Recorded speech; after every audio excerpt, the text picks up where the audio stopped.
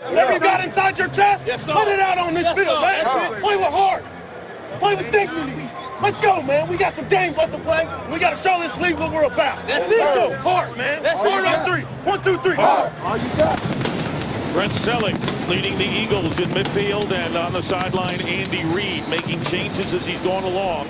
Started off oh so well for the Eagles this year, winning 3 of the first 4, although they did turn the ball over a lot, and 0-8 since their longest losing streak in 42 seasons. Dick for Greg Schiano and the Buccaneers, a little bit of a different story. They start off the season slow. They're not running the football effectively. Josh Freeman doesn't look like a franchise quarterback. 5-3 since, running the football extremely well, and Josh Freeman's on fire. Brandon Boykin will return the opening kickoff, hopefully, and Michael Kanan will kick off. The Eagles won the toss, did not defer. They receive and will start out at the 20-yard line. So making his 4th start of the season is the rookie Nick Foles, a 3rd-round draft choice out of the University of Arizona, who Andy Reid praised when we had them in the opening game against the Browns. Still looking for his first victory of the year. And the thing about Nick Foles that I really like, and Andy Reid talked about it, he gets better each and every week. This game doesn't look too big for him. He's showing a lot of promise for the Philadelphia Eagles.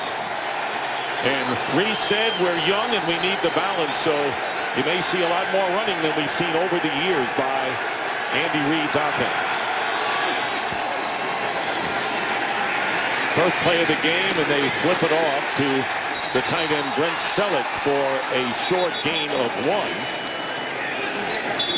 And the Philadelphia offense, and it's apparent, John, that the younger players are starting to make an impact as Selleck takes some time getting off. They are, and you look right off the bat, Bryce Brown, this kid is a game-breaking type player. He's had problems with ball security. You see no Deshaun Jackson at wide receiver, and this offensive line is much improved. They're playing as a unit very well the last couple of weeks. And Damaris Johnson, undrafted rookie from Tulsa, in at wide receiver. There are 4 wideouts lining up for the Eagles on 2nd and 9.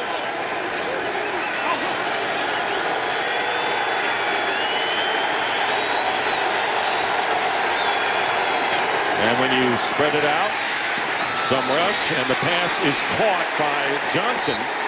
So Johnson in the game on the first offensive play. 6-yard gain. Biggers making the tackle.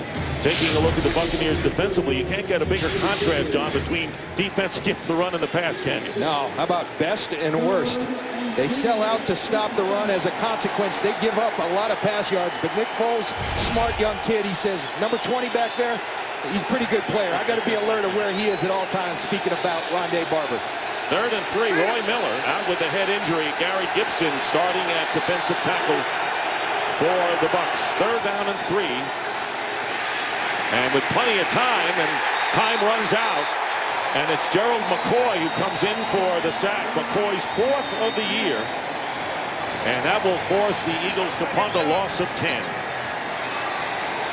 This has been a problem for the Tampa Bay Buccaneers. Only 18 sacks on the season. It starts right here with Daquan Bowers. He's going to get a good rush off the edge. It forces Nick Foles to step upfield. And Gerald McCoy with his 4th sack of the season. They've struggled. They've affected quarterbacks. They have not finished well. That's a good start for the Buccaneers. Matt McBriar will be kicking inside the 5, and Roscoe Parrish.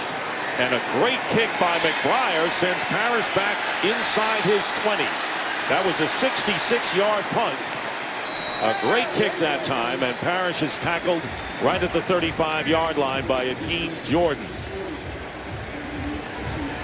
So Tampa Bay going on attack, and it's been a pretty good one. And despite the 2 losses in the last 8 games, pretty good ratio there. 18 touchdowns, only 4 interceptions for Josh Freeman. And you know what's incredible about those 4 interceptions? This is an offense that throws the ball downfield, so you take a lot of inherent risk. But Josh Freeman's been able to do that, at the same time protect the football extremely well.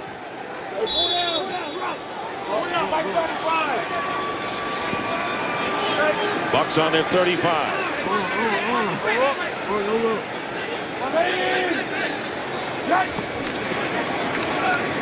And they miss the handoff, and Nearly disaster for Tampa Bay, but Doug Martin grabs it. Martin went right past Freeman on the handoff. They'll lose 4 and be happy to lose only 4. Simple draw play, and I think the rookie Martin a little anxious. He didn't take the delay step necessary on the draw. Josh Freeman can't get the ball around quickly enough. Not a way to start the football for the Buccaneers, and lucky to get that football back. Not the way you want to run the first play on offense. 2nd down and 14. Clean handoff to Martin. And Martin is tackled by Jamar Chaney, who's starting at strong side backer. The rest of the Tampa Bay offense. And you got to remember, it's still 4th highest scoring team in the league, averaging 28 points a game. And we know about the outstanding rookie. We'll see him throughout the game, Doug Martin. But Vincent Jackson really has opened this offense up. They've lost 2 all-pro guards in Davin Joseph and Carl Nix, but this offensive line has struggled the last couple of weeks. They need to play better today. 3rd down and 13. Back at the 32.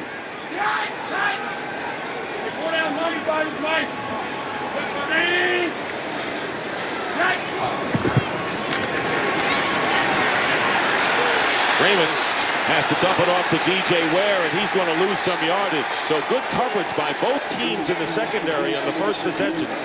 And Michael Kendricks, who switches to weak side linebacker, makes the tackle, and a loss of 3, and Tampa Bay will kick. Josh Freeman looking downfield. They go with a cover 2 look. 2 safeties over the top, corners underneath. Good coverage downfield, and that causes Freeman, he has nowhere to go with the football. He actually throws a lateral back to Doug Martin. An excellent start for the Philadelphia defense. Michael Kanan kicking from inside the 15, and Damaris Johnson is back deep. Fair catch call at the 30. So each team has had the ball once. We haven't had a first down. Good coverage in the secondary. And the Eagles will go back on offense when we come back. Unspectacular opening drives for both teams. The Eagles lost 3 yards in their first foray, and the Bucs dropped 10. And now a first down at the 31 for the Eagles. 4 wide receivers, including Bryce Brown, the running back, who gets his first carry of the game, trying to go wide and will lose, thanks to Michael Bennett. Big year for Bennett, and it was Daquan Bowers who got in first on the penetration, and a loss of 4.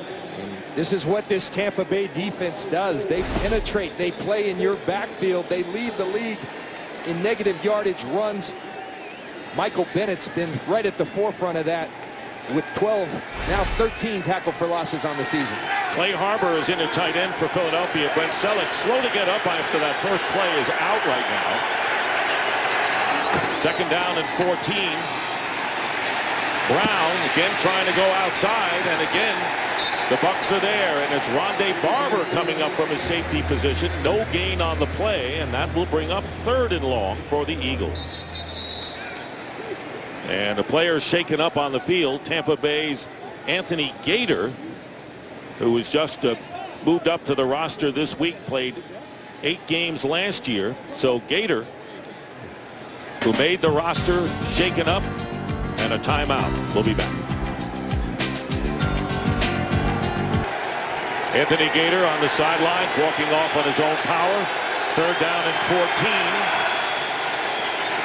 Foles, and this pass incomplete, intended for Jeremy Maclin. So the Eagles are 3 and out on their first 2 possessions of the game.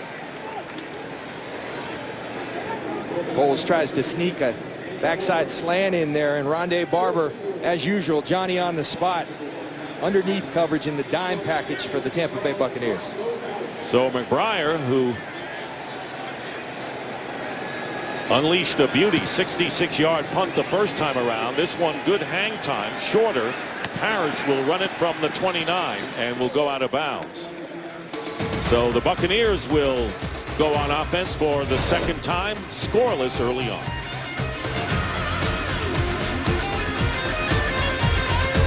Well, it's a beautiful day, and a beautiful day to jet ski, although I wouldn't recommend this if you haven't practiced it maybe 100 times. Dick, I didn't know they had the camera on us yesterday. Well, that's why I held on. It'll be 1st and 10 for the Bucs at the 35. They lost 10 yards in their first possession before they punted after 3 plays. Play action. Freeman quickly pass, and it's nearly intercepted by Dominique Rogers-Cromartie.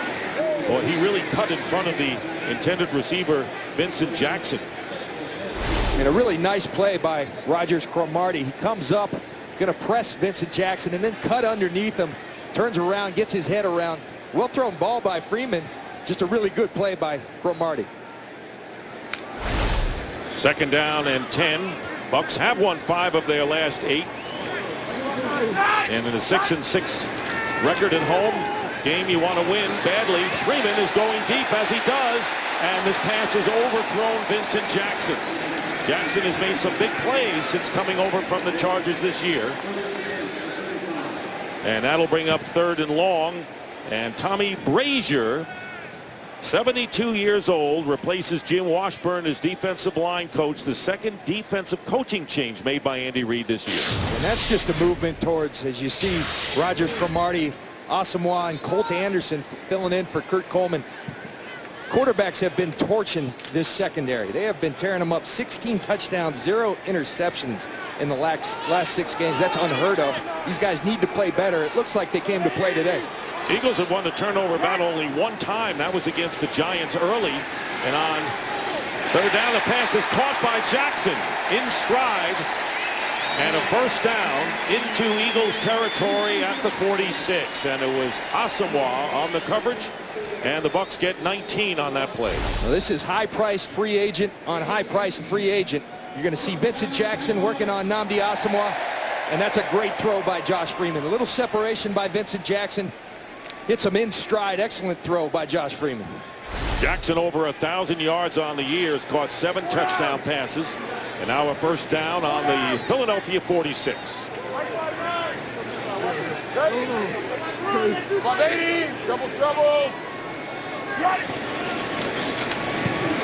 Martin straight ahead.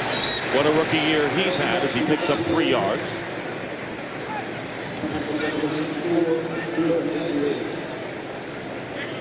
And Dick, Vincent Jackson, this guy, they went out, high-priced free agent. We see he's gone over 1,000 yards in his first season with the Buccaneers. He's made this team better. He's made Josh Freeman better. He's made Mike Williams better. He draws the #1 corner. Mike Williams draws the 2 now. He's opened up the run game. A tremendous acquisition for the Tampa Bay Buccaneers. You need more than 1 wide receiver to make it work, and Bucs probably would even think of adding another one. You never know. Never have enough as Martin gets the carry, breaks a tackle, and gets inside the 40, where D'Amico Ryans joining the Eagles after a distinguished career with the Texans. 3-yard pickup there. 8.5 minutes to go in the first. And it'll be 3rd down and short. The Bucs operating from a little bit of a sugar huddle, choosing not to go back and huddle. Calling the plays at the line of scrimmage. One of the things they'll see with Vincent Jackson, they move him all over the field. He's outside right now. We saw him earlier at the #3 position. They got a bunch up top opposite of Vincent Jackson. 3rd and 3. Freeman going to the outside and overthrows Mike Williams. And that'll bring up 4th down. So he tried to go short to Williams. And punting situation coming on after the Buccaneers do get into Eagle territory. And I think the only criticism of Josh Freeman, when you look at his statistics, he's a 55% passer. Now, a lot of that is dictated by the fact they throw downfield so much. He's never going to be a 65% passer in this offense, but he's got to get up to that 60% to become a big-time quarterback. And John, this is where Michael Kanan earns his money by trying to punt and keep the ball in the field of play. And Damaris Johnson is there, and he'll succeed. Fair catch called inside the 15. You saw Johnson return a punt 98 yards against Dallas, the last score of last week's game. Eagles were 3 and out in their first 2 possessions of the game. They'll start this drive from their 14. Trying to break an 8-game losing streak. Clay Harbor is in at tight end.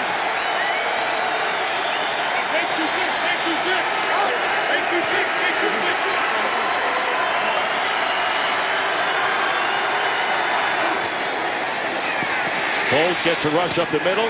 and completes the pass to Riley Cooper, who may have a first down. So Harbor has been in since Brent Selleck was hurt on the first play. For more, Jennifer Hale. Yeah, Dick, certainly not the way the Eagles and Brent Selleck wanted to start out this game. The Tampa Bay defense delivering a fierce blow. The Eagles training staff evaluated Brent Selleck and has now confirmed he does indeed have a concussion, which means we won't see him the rest of the game, Dick. So add to the concussion list of Michael Vick, LaShawn McCoy, and Deshaun Jackson, all out with concussions. 1st and 10, however, on that last play to Cooper from the 24. And Foles' pass incomplete. The receiver Cooper fell down, and E.J. Biggers knocked it away. You see the immediate adjustment for the Eagles, Dick, without Selleck, is they're going to 4 wide receivers. Levante David right here going to come on the cross dog. You'll see that a lot from the Buccaneers. The kid's an excellent football player. Reminds me of my old teammate Derek Brooks. That's high praise. And you're not saying it because he's standing next to you up here. I know that. Booker McFarland right with you as well. Surprised you're not wearing the jersey, John, but I know you're working. Good job, you do. The 2nd down and 10 from the 24. Here's Bryce Brown, and Bryce Brown goes nowhere. Gerald McCoy, who had a sack already in this game, stops Brown after a gain of 1.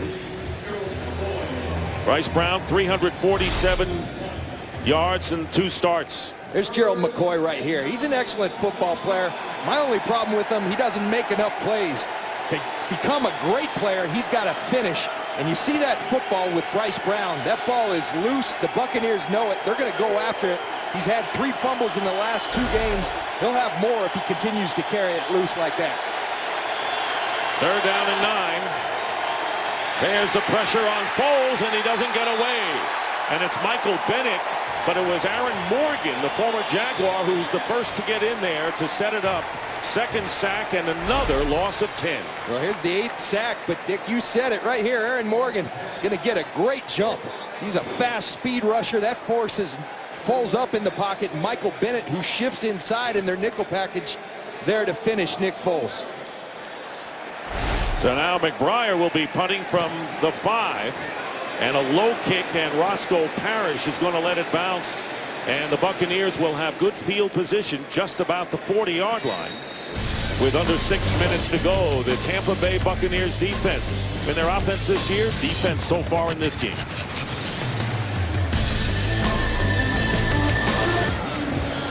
No score here, and for the Buccaneers, their first 2 possessions, they had to punt it away. So it's been a defensive game, and the fans enjoying this beautiful day. Sellout crowd, and here to celebrate the Super Bowl champions of 10 years ago. 1st down at the 39, and the pass out to Doug Martin, and Martin, the running back, gets a few yards. Well, we mentioned Tommy Brazier, who retired from the Eagles in 05, back as the defensive line coach. For more, here's Jen Hale. Yeah, Dick, I spoke with Coach Brazier before the game and asked him how he was feeling. He gave me 2 thumbs up and said, I am more excited about this than anything I've been in years. He's been hungry to get back to coaching, not just consulting for Coach Reed. And he says the biggest adjustment today is going to be for the tackles. That's where he has spent the most time working with them. This whole line, though, did have a conversation about if things go badly and the system doesn't gel, don't degrade to playground ball, Dick. Well, and you want to stop the run, and that's something the Eagles have done, but a 7-yard pickup by Martin gives them a 1st down at midfield. And we've heard so much about the wide 9, and I think that's one thing that you won't see as much under Tommy Brazier. These alignments where the ends are far outside the tight ends, you're going to see more head up on tight ends, trying to really corral the run, not as much attacking defense up the field. And there's an example of it. The ends are tighter than we're accustomed to seeing the Philadelphia Eagles. Lorig, the fullback, is playing out to the right, and we'll have what looks to be a false start against Donald Penn. Ron Winter, the referee. False start. Offense, number 70. Penn, the 5-yard left penalty. tackle. Remains 1st down.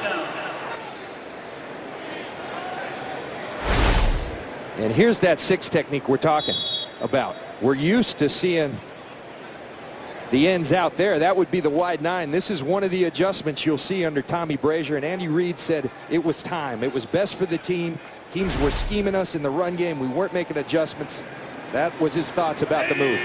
1st down and 15. And there's a high snap, but Doug Martin with a good run gets to the 48-yard line of the Eagles for our first game break of the day. Not the last. Kurt Menefee. Oh, there'll be many more, Dick. After RG3 and Josh Morgan hooked up for a 7-0 Redskin lead, Baltimore answered. Joe Flacco to Anquan Bolden. 19 yards on the score, and they're even at 7, nearing the end of the first quarter. Dick and John. All right, Kurt, thank you very much. Here in Tampa, 2nd down and 9 for the Bucs on the 49 of the Eagles. Freeman, and the pass is knocked down, incomplete. So that was Jamar Chaney getting a chance as a starter. Knocked it down, intended for the tight end Luke Stocker. See Jamar Chaney working on Stocker. Just good tight coverage. He's filling in for Akeem Jordan. They've shifted the rookie over to the weak side. Good job undercutting the ball, making a good play on the football. You know, other than the 19-yard pass to Vincent Jackson, the Eagles' pass defense has been pretty good. Yes, and it's been a while since they have been good, so it's a welcome sight for Philly fans. Hey, Mike 95, Mike 95. 3rd down and 9. Freeman up the middle and off the hands of Dallas Clark. The usual reliable tight end, Dallas Clark, who has touchdown receptions in 3 of the last 4 games. Couldn't hold on to that pass on 3rd down, and so the Bucs will kick it away. See Dallas Clark, who has some of the better hands in the league. Would it have been a great catch? Absolutely, but Josh Freeman's accustomed to number 44 making those catches. So Michael Kanan on to boot it away again, and Damaris Johnson. Johnson will let it bounce, and the Bucs can't keep it in place, so it'll be a touchback. And the Eagles will get it back on the 20 in a scoreless duel. January 4th, one of the best bowl games of the year is on Fox as Heisman Trophy winner and one of the most talked about players in the country, Johnny Manziel, leads 9th-ranked Texas A&M against the 11th-ranked Oklahoma Sooners. The AT&T Cotton Bowl Classic is January 4th, only on Fox. First freshman to win the big one. Johnny Football, what a nickname and what a player. I've only seen him play once this year, but it was the one to watch. It was against Alabama. He took that game over and beat the best team in the country, or excuse me to Notre Dame fans, beat one of the best team in the country almost on his own. First 3 possessions for the Eagles. They had to kick it away. They have not been past their own 30 in this game, and we have 3.5 to go in the first. Good defense on both sides. This reminds me of the Eagles-Bucs battles back in the day with my defense and Brian Dawkins and Troy Vincent. A lot of defense going on then. Your kind of game, especially -6 for Philadelphia when you played. Good that you're neutral now. First down, and the handoff is to Bryce Brown. And the Buccaneers have been able to corral him when he goes outside. This time Michael Bennett got to him first. And no gain on the play. See Bryce Brown. Talked about the ball security issues, but there's so many positive things about this young man. First of all, an outstanding young man. Came and visited, very intelligent. Got a great story. Didn't play much in college. Actually made his first start when he made it with the Eagles a couple of weeks ago. First one since high school. Boy, and he really made it happen. 2nd down, and here is Jeremy Maclin on the wide receiver screen. Gets about 4.5 yards. So Bryce Brown, rookie from Kansas State, 7th-round pick. Here he is. You just watch. You see the vision. You see the speed. That's the problem. You see that loose ball, the ball out there. Guys in this league, they see something like this, they go after it. But I mentioned there's so much positive. There's the fumble that happened against the Cowboys. This guy is a game-breaking player. Speed, strength, vision, everything you want in a running back. By the way, Anthony Gator, who is shaken up back in the secondary for the last couple of plays for Tampa Bay. And here is Foles off balance, and he completes the pass to the 42-yard line to Riley Cooper. So Cooper, a local kid from Clearwater Catholic High School, grabs it for 16. Riley Cooper, I talked to him on the field. He said he used to come to these games in Tampa as a fan, and now he's making plays. And I think the emergence of Riley Cooper is really a positive sign for the Eagles. They've got smaller receivers in Deshaun Jackson and Maclin. He gives them a different body type Nick Foles really likes throwing to him. And a touchdown catch against the Cowboys. And a first down. And here is Bryce Brown again trying to go outside. And Rondé Barber was the last to get him with help from Ahmad Block. No gain there. So Brown has not gotten unleashed yet.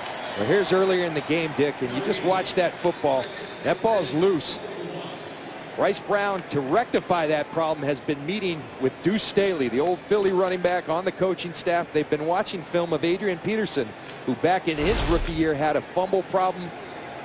Adrian Peterson has addressed it. There's Deuce Staley.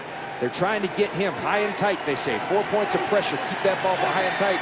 The message hasn't got across, particularly in traffic. They want him to do it. He's fumbled 3 times, but this is going to be a pass downfield. And it's overthrown to rookie Marvin McNutt, who entered the game. Rookie from Iowa. And Daniel Tionesheim putting the pressure on. And, you know, Tampa Bay does put pressure on, even though, as you mentioned, not a lot of sacks this year. Not a lot of sacks this year. They've got 2 today, but they do affect quarterbacks. They rush, they hit quarterbacks about as much as anybody in this league.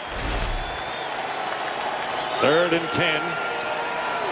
The Eagles are 1 of 4 on 3rd down conversions so far.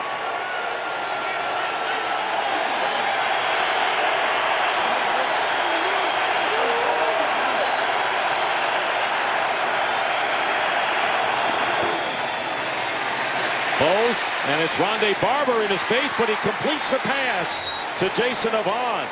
Tough play for Nick Foles under pressure. They'll be short of the first down by a couple of yards. He gets 7 out of it. Here comes Rondé. Here comes Rondé, a great blitzer. They apply the pressure.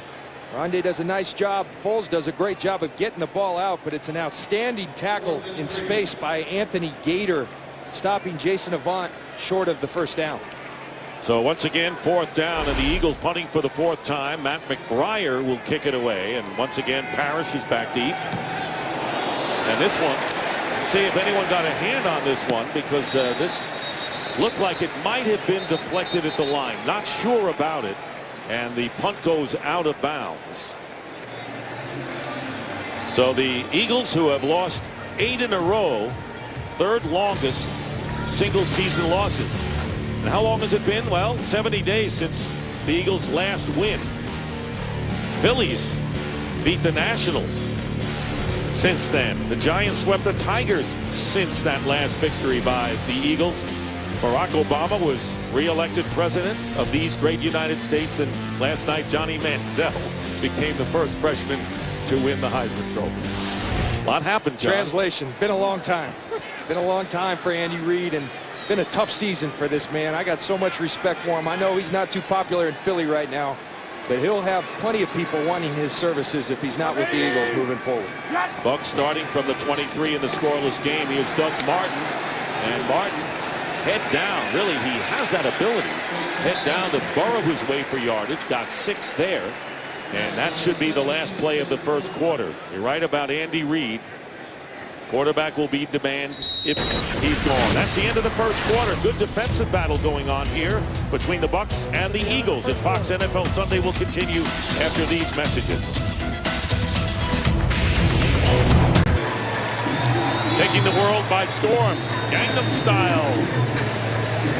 As we start the second quarter here in Tampa, Nick Stockton along with John Lynch and Jennifer Hale. No score. It'll be 2nd down and 3, and LeGarrette Blount in the game for the first time at running back for the Buccaneers, and he'll get a chance to get the first down, but he'll be knocked back by the Eagles. So scoreless game. I don't know how many people expected that, but reminiscent of when your guys used to go against the Eagles in the days of yore. Well, they're playing some great defense. Both defenses are getting after it up front, and that's where it starts. They're controlling the line of scrimmage. The Philly corners, I think, have come to play today. Andy Reid told us they were on thin ice. He didn't like their play. He didn't like their effort of late. Neither have I. They've come out to play, have Nnamdi Asomugha and Dominique Rodgers-Cromartie. I've never seen you so a little bit upset about what you saw from the secondary in football. Doug Martin back in, and Martin gets the call, and the Eagles are there. Neither running back has been able to get anywhere so far in this game. That'll be a loss of 1 thanks to rookie Vinny Curry. What you love to see is great effort. You love to see people run into the football. Watch Vinny Curry all the way up here. Gonna toss the ball. Kendricks gets in there, penetrates. That's good football right there. Surrounding the football and then finishing with bad intentions. Kanan will punt. So the Buccaneers have 22 yards rushing. Eagles -2. Damaris Johnson on the return end. Here's Johnson at the 20. Good coverage by the Buccaneers, and he is down at the 23. Myron Lewis making the tackle. Let's see more of the Gangnam Style here, taking the world by storm. That's Team Extreme on the jet skis. Ever try that? Never. Don't care to. Just curious. First down for the Eagles on the 23. Bryce Brown. -2 yards in 5 attempts. Trying to improve on that number, and he's not going to.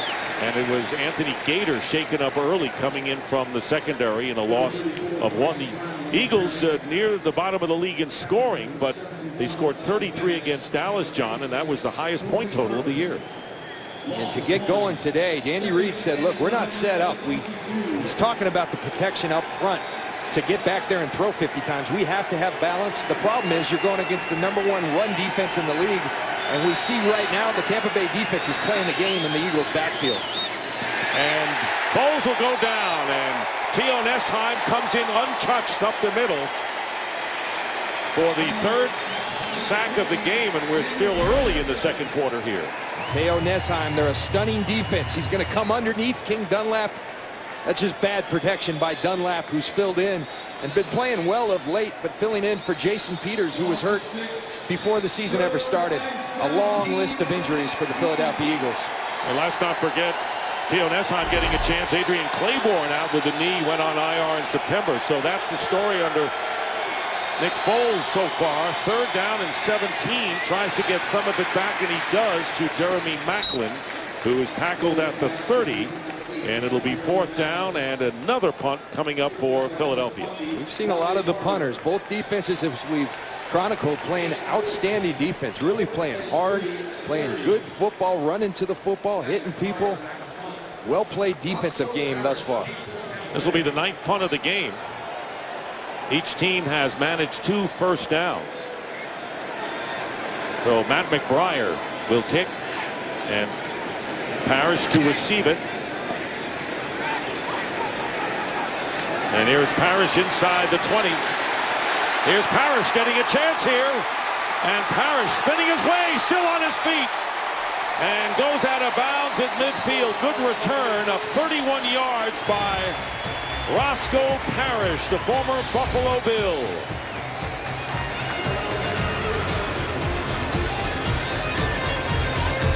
See what Josh Freeman does with this field position.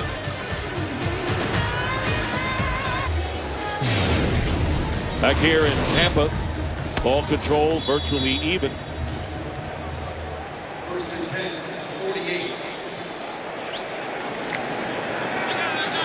First and 10 at the 48. This is the Bucs' 5th possession of the game. They've crossed midfield twice.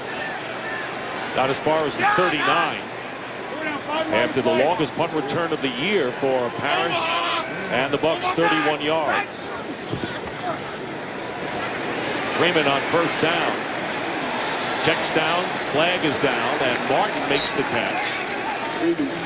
Ryan's on the tackle, gain of 1. And Ron Winter will give us the call here. Holding. Offense number 69. 10-yard penalty. That's DeMar Dotson, the right tackle. Dick, that Philly defense, we talked about them playing better. But last week it was not good, and you talked about me being upset. Listen, you're going to break coverages in this league. Things are going to happen. But lack of effort, that bothers me because it's disrespectful to your coach, to your teammates, and to the game. And I want you to watch this. At the end of the play, and I'm going to call them out, both corners, Rogers Cromartie and Nnamdi Asomugha. That's a shame. They got an opportunity to tackle Miles Austin at the 6-yard line. They don't even try. That's disrespectful to the game of football. Don't like it. Can't have it.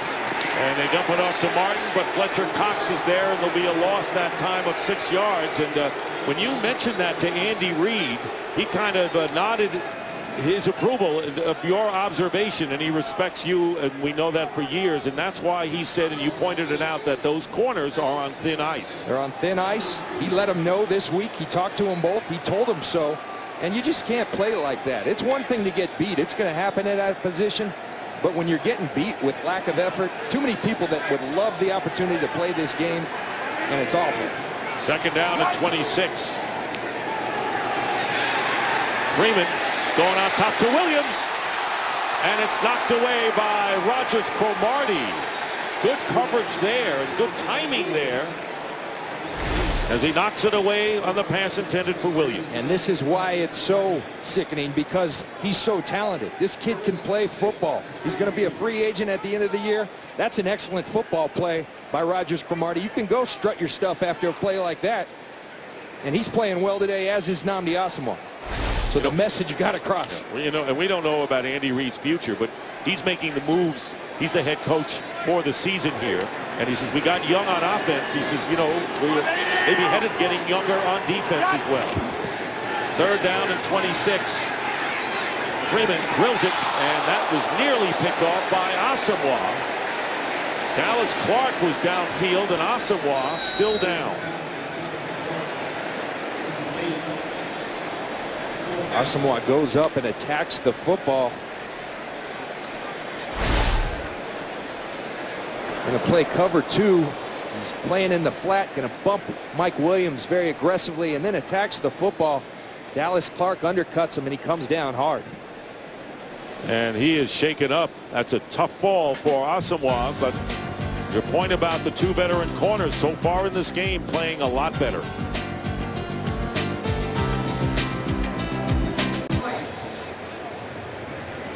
Back here in Tampa, and Nnamdi Asomugha, who went high to break up that pass, first covering Williams and then coming over to defend against Dallas Clark. This is what occurred. Dallas Clark going for the football, kind of undercuts Asomugha, and he just takes a really hard fall. You can see that left arm get caught underneath, the head hit the ground. And the fans showing their appreciation for Asomugha getting up. Outstanding play by Asomugha. Veteran coming over from the Oakland Raiders and very much in demand. And the league just does not play around with these concussions, those type of things these days. You mentioned it earlier. I mean, this is a team that has been ravaged. Michael Vick, Deshaun Jackson, LaShawn McCoy, Selleck earlier today, and now Asomugha. Not just players, but some of their best players. Yeah, the top 3 offensive players, the quarterback, Vick, McCoy, the running back, and Jackson, the wide receiver. So Michael Kanan will punt again, and Damaris Johnson on the 20. Chance to get some yards, and he does. He's tripped up, and a flag is down as well. Back on the 30, where the punter was, and Andrew Economos.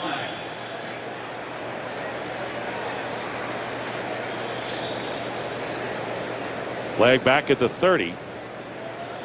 Ron Winter. During the kick, personal foul, face mask, number 57 of the kicking team. 15-yard penalty. Adam First Hayward down. with the foul, and now Kurt Menefee with a game break. Andy Dalton and the Bengals had a 10-3 lead, but that was before he threw the pick. The Brandon Carr ran all the way back to the 27-yard line. DeMarco Murray back for the first time in 6 games, took it in from a yard out, tied things 10 apiece. That's where they stand right now in Cincinnati. Dick and John.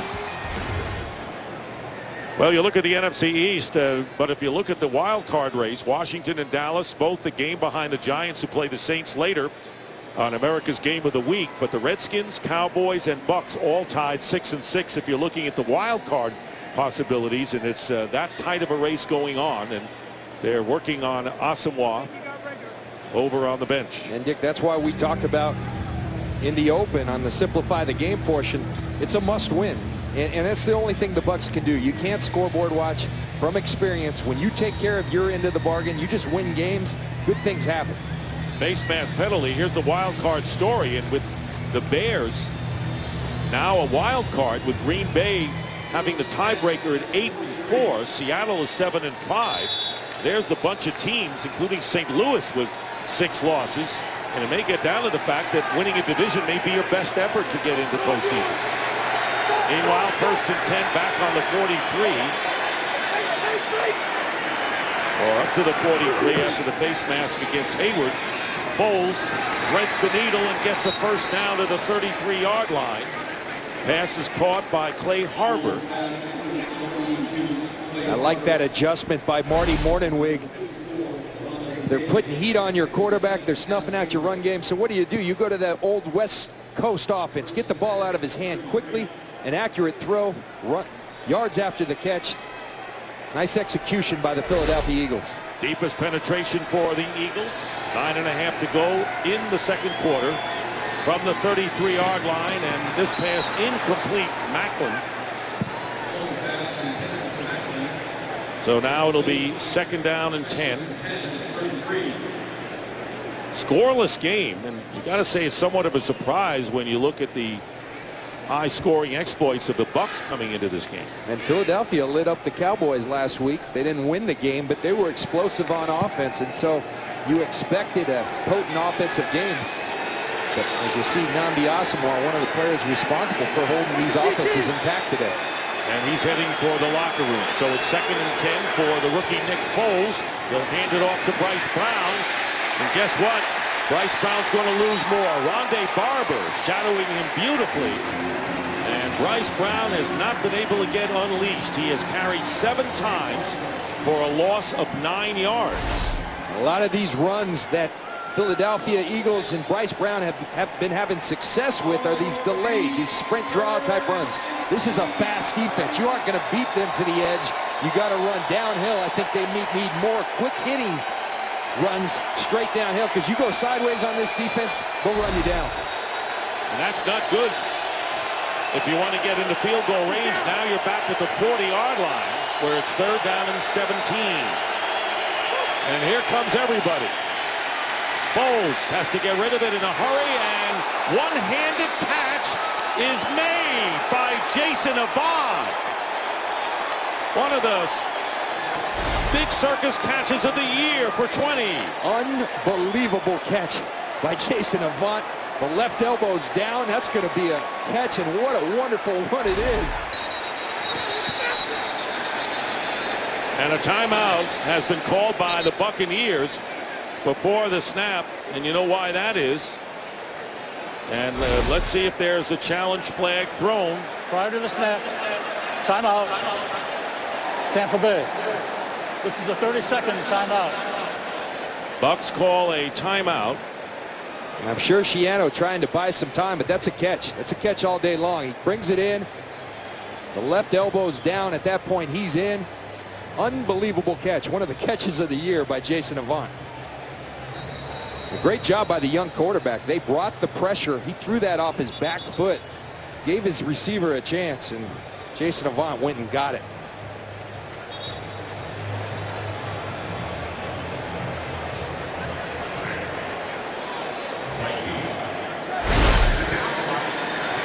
What a catch by Jason Avant, and it looked like Schiano had sent 11 men in against him. He didn't, of course, because there was a defender. So 20-yard gain, and now they're back to the 20 with a first down in a scoreless game here in the first half.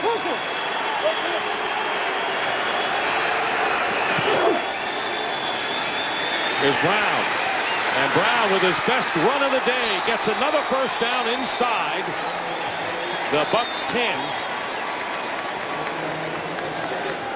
And that's what I'm talking about. Forget the delayed runs. Get downhill, and you're going to see the sideways nature, the zone blocking scheme, and then it's just a race. Bryce Brown against Rondé Barber. Bryce Brown outruns Barber and then gets downhill. That's the kind of running. Is it to the outside? Yes, but it's got a more downhill demeanor to it. That's the kind of run that will work against this defense. That 11-yard gain gives the Eagles a first and goal at the 9. They go again to Brown. And this time Brown will lose maybe 2. Michael Bennett was quickly in there. It'll be 2nd down and goal. See another negative yardage run play for the Tampa Bay defense. Coming into today, 73. Second in the league was Detroit with 54, so they're far outpacing the rest of the league in terms of playing in the opponent's backfield. The problem's been the pass. They've been getting torched. John, have been 7 negative plays thanks to the Bucs defense. 2nd and goal, play action. Foles getting a rush and throws this one away, and it was Gary Gibson who started today, making his first start of the year for Roy Miller, putting the rush on Foles. So it'll be 3rd down and goal from the 10. And a good decision by Nick Foles. Good coverage in the red zone. Bad things can happen when you try to force the football. He wisely throws the football out of bounds and lives to see another down. Right now, Greg Schiano would take a field goal try by Philadelphia. 3rd and goal from the 10.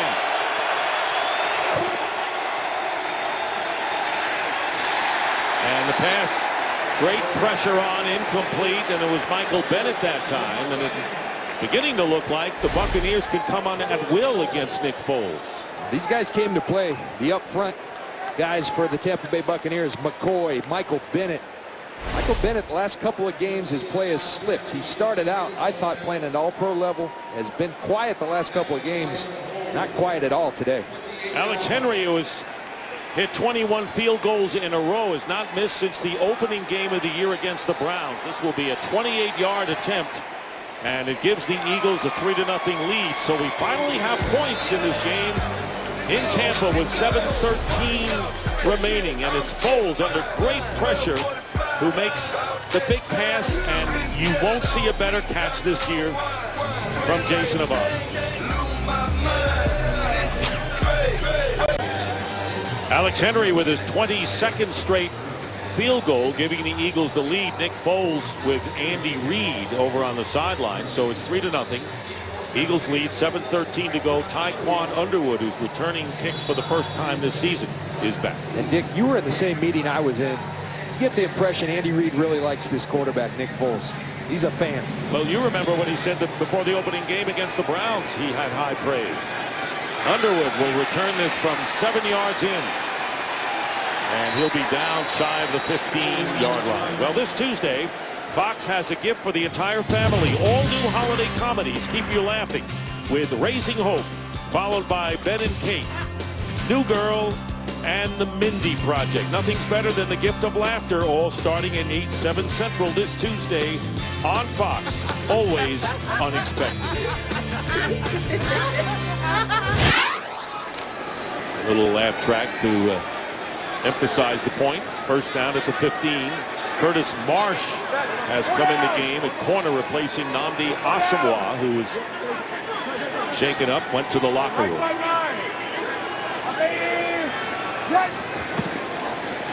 There's Martin, and Martin gets out to the 20-yard line. For more on Asomugha, let's check in with Jennifer Head. Well, Dick, Eagles trainers are evaluating Nnamdi Asomugha for a neck injury, which makes sense. He never removed his helmet on his walk to the locker room. He also suffered a bruised thigh and is now questionable to return. All right, Jen, thank you very much. So the beat goes on as far as Eagle injuries. I'll tell you what, you talk to former football players, current football players, what hurts most, who hit you the hardest? The ground is the answer. This ground, when you go down hard, there's nothing worse than hitting a hard surface. Eric Loring goes wide to the right, the fullback. And here is the pass, and Dallas Clark with a great catch with the hit as well. And a great catch by Clark. Cromartie on the defense and a gain of 19. I think that's just good football on both sides. A great throw by Josh Freeman on time. And then good solid play by Dominique Rodgers-Cromartie, the cornerback, getting on him for not playing hard. He's playing hard today. Good physical hit by Cromartie. I think both teams can appreciate that football. And holding on after the catch was Clark. 1st down at the 39. And here is Freeman. Gets some pressure. And the pass closer to an Eagle than to a Buccaneer. And it was Kendricks defending Martin downfield. And You can see Josh Freeman not happy with what? The protection? The protection. He had Trent Cole, I believe, in his face. Hits his arm. A great play by Doug Martin going up in there, and Vincent Jackson breaking it up, and Colt Anderson making a start for Kurt Coleman. He had an opportunity. You cannot let those get away. Had the ball in his hands. Only 10 takeaways for this Philly defense. 31st, second to last in the league. Not good enough. 2nd and 10 at the 39. Here's Martin. Martin trying to beat Rogers Cromartie, and Cromartie equal to the task. Comes up and makes the tackle and holds Martin to 2. Boy, this is an inspired Eagle defense. Well, I think Andy Reid should have had that conversation about 6 weeks ago, because he got into these corners and they have responded.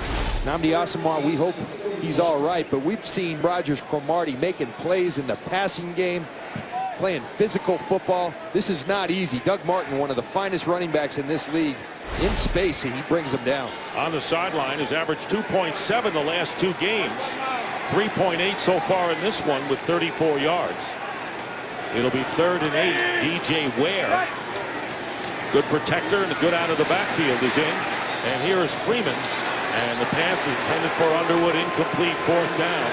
That was not a good offensive sequence for Tampa Bay, and the Eagles had a lot to say about it. I tell you what, Josh Freeman, he's hot right now, and I think he doesn't like the route that Tyquan Underwood ran. You see him right there. Very frustrated the last couple of weeks because he knows what this offense is capable of. They've started to slip a little bit. He's got to be more accurate, and it looks like a little bit of miscommunication on the route. Damaris Johnson is back. And Keenan. Good kick, sending Johnson back inside his 10. Checking the sideline with a little slip, and out of bounds he goes. Well, halftime is coming up with 4:37 to go. For a preview, here is Kurt Benefit. Coming up on the Visa Halftime, all the scores and highlights from around the league. Plus, can RG3 come up with a W in the Battle of the Beltway? And was it a big return for Big Ben against the Chargers? We'll find that out and a whole lot more as these guys will join us on the Visa Halftime. All right, Kurt, looking forward to it. There is the head coach and the quarterback going over some things. Freeman so far 4 for 13, only 36 yards. Meanwhile, the Eagles with a first down on the 20. Foles on the slant, completes to Riley Cooper. And he is hit immediately by E.J. Biggers. Gain of 6.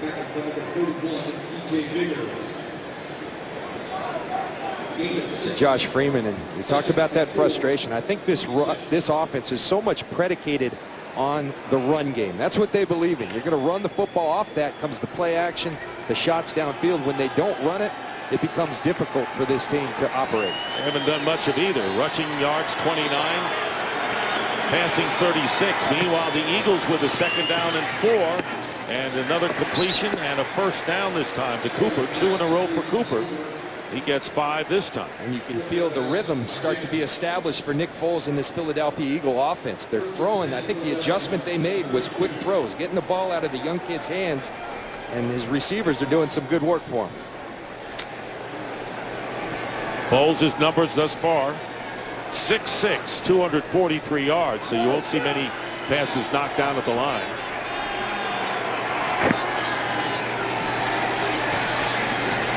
Completes another one, this time to Damaris Johnson, who breaks away from a missed tackle and gets a first down out to the 45. Rondé Barber makes the tackle, and so pecking away this time. 14 yards for Andy Reid's club. And the Eagles, who lead 3-0, and under 3.5 to go in the first half. And this Damaris Johnson, this guy's an exciting football player. He went 98 yards on a punt return at Dallas last week.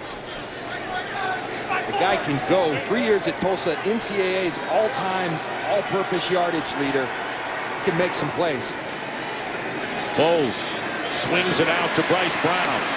Looks like Brown slipped a bit and will end up with a couple of yards. And you mentioned Damaris Johnson, that 98-yard punt return was the longest in Eagles history, and they've got quite a history. Hard to take a punt much longer than that. I mean, that thing's backed up, but this kid, he's a game-breaking player. I talked to David Culley, their receiver coach, on the field. He said this kid's starting to open up some eyes. Second down and 8.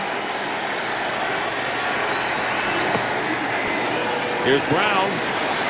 And Bryce Brown tackled by Levante David, who had his first career interception last week against the Broncos, picking up 4 yards. And he had it against Peyton Manning. And we talked to Levante about where you putting that ball. And he said that one's special. That one's going on the display list. And an outstanding rookie is Levante David. Dion Lewis will come in at running back. Bryce Brown gets a breather. It'll be longer than you think. We're down to the 2-minute warning here in Tampa. First of all, good news, Don. The Asawa X-rays on his neck are negative, and teams have had a long ways to go on third down so far in this half. Not so for Philadelphia here. It'll be 3rd down and 4 following our 2-minute warning. The ball at the 49 of Tampa Bay. Bryce Brown, you got a breather. With the 2-minute warning is back in there. In motion, Damaris Johnson. A lot of receivers on the right side for Nick Foles. And Foles downfield, and an open man is Jason Avant.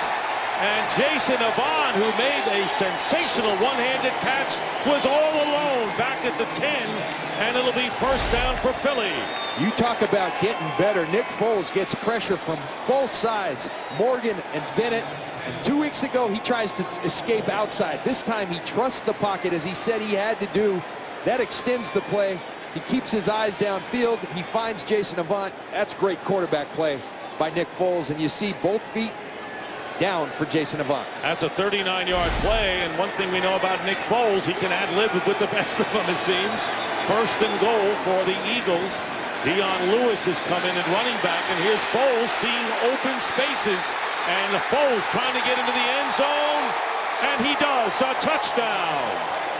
A 10-yard touchdown run for Nick Foles, and the Eagles have taken a 9-0 lead.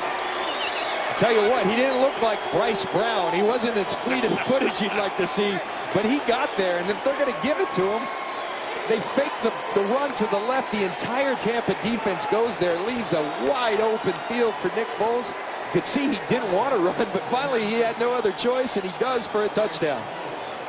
And it's 9-0 now, and Alex Henry will try to add the 10th point. So the combination of Foles and Avant playing major roles in the 2 scores of the Eagles so far. And with 1:40 to go in the half, it's the Eagles trying to break an 8-game losing streak, leading the Buccaneers 10-0. You're going to see all this pressure from the Buccaneers.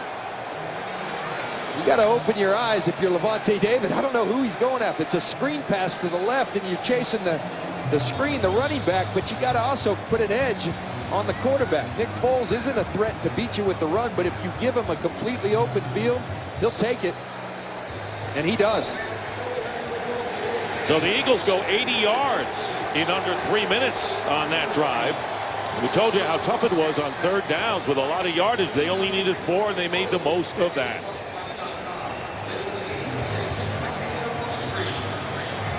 The block, and there comes Foles. Jeremy Maclin with the block that time, and a good one. And Nick Foles 5 for 5 for 56 yards on that drive.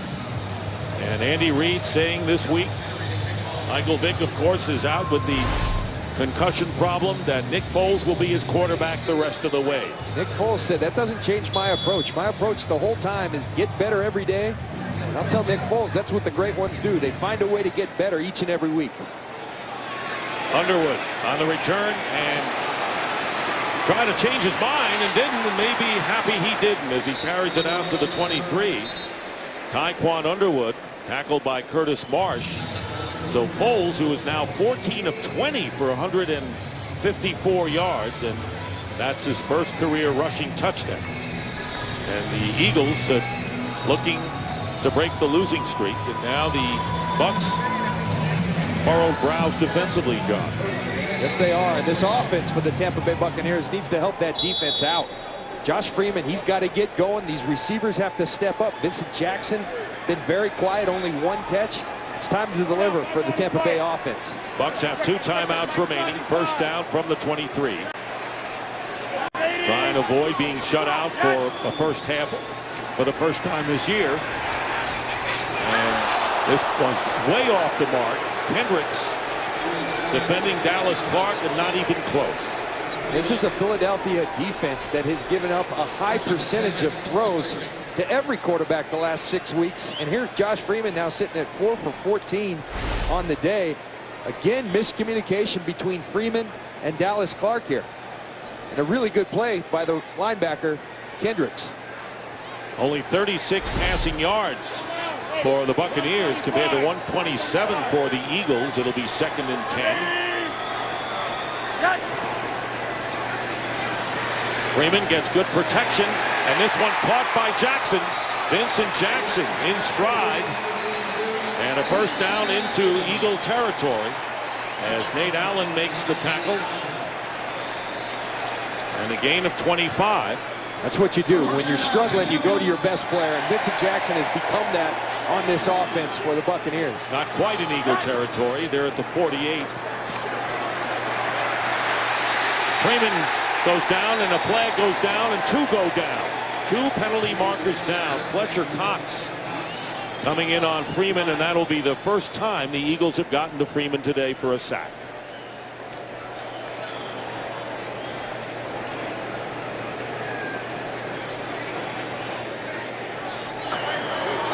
Holding. Offense number 69.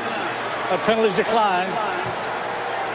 2nd down. They will decline the holding penalty against Dotson. Josh Freeman looking to the right at Vincent Jackson. They're doing a great job of undercutting these wide receivers. And Josh Freeman, at this point, it's not there. You got to throw the football away. You can't take the sack. Josh Freeman off his game today. 2nd down and 18. Now back at the 40. They were at the 48. And this pass down the sideline, and good defense this time. Marsh on Mike Williams. Boy, this has been a terrific first half for the Eagles secondary. 3rd down and 18 with 52 seconds left in the half. See Curtis Marsh, who's pressed into duty with Asamoah being injured, and that's a good football play. Go up, attack the football. Tough to do against Mike Williams, who's as good as on one-on-one situations as anybody in this league. Well, so far the Eagles are taking heed to what Brent Selleck was yelling in their huddle that we showed earlier. Heart and dignity. They're playing with it today. Bucs still have 2 timeouts left, but they have a 3rd and long here, and they're not going to get away as Freeman is sacked by Cullen Jenkins. And this crowd really displeased with what they've seen from the Buccaneers, especially their offense. Well, whatever Tommy Brazier did in 3 days, it's working, because this D-line's getting after people. You see Brandon Graham come, and then Cullen Jenkins with the finish. And a loss of 3, and now the Eagles, who will get the ball back with 38 seconds to go, use their first timeout of the day. Tommy Brazier, in a distinguished coaching career, 20 years as we mentioned as an NFL defensive line coach.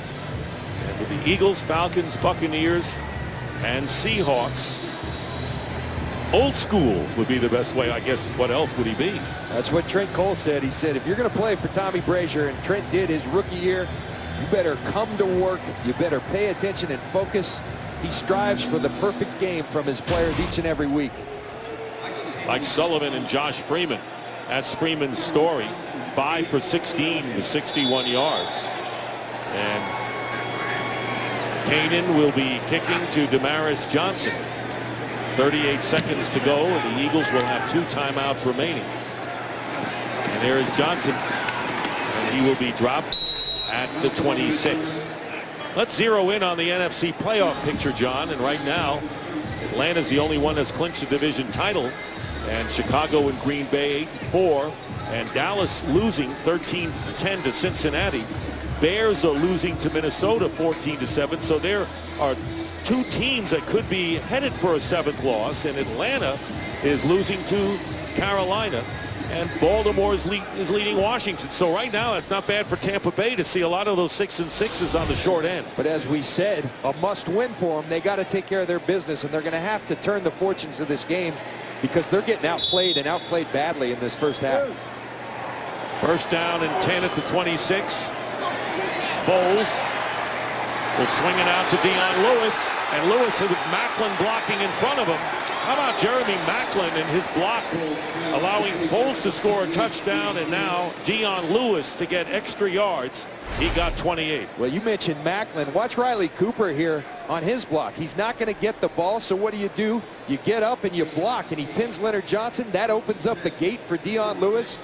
These receivers doing an outstanding job catching the ball, but also blocking downfield. There's Jeremy Maclin. These guys are playing with heart and dignity. And a first down and 10 at the 46 of Tampa Bay. Good protection there, and going to Cooper, and covering was E.J. Biggers. Well, we know that Freeman likes to take a lot of shots downfield, but we're seeing that from the rookie Foles. And he's a gunslinger. They mentioned fearless is what Andy Reid calls him. Taking those shots, that's well worth it. You back up the defense, you got a shot one-on-one. You like that matchup? A near miss for Nick Foles. You know, you have 11 seconds before you go down to the field with the rest of your great teammates and coaches from your Super Bowl championship of 2002. Never thought I'd be introduced on a field again. I get one more.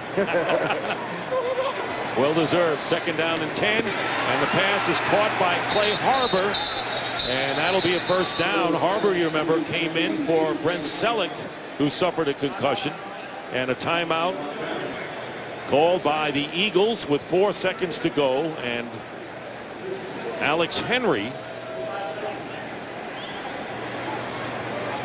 hasn't quite come on the field yet to try the field goal, and now here he comes. Henry coming on, having kicked one earlier, has 22 field goals in a row. Looking at about a 52-yarder for Henry. His longest was from 48 yards. In fact, this is his first attempt this year from 50 or beyond. It'll be a 53-yard attempt. 23 of 24 on the campaign.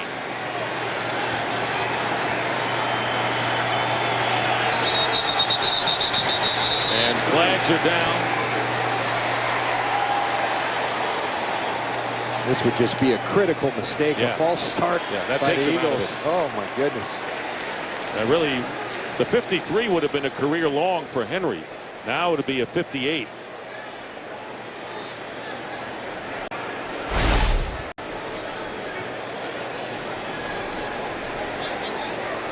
See, it's that left tackle. Can't quite make out who that is. False start. Offense. 5-yard penalty. Remains first down. Now. Well, now it would be 58 yards. He's keeping him out there, but I'll tell you what, it's a humid day here in Tampa. Thick air. Going to be tough for Alex Henry. He does have the wind going a little bit in that direction. Well, will he make it 23 in a row from the longest of his career?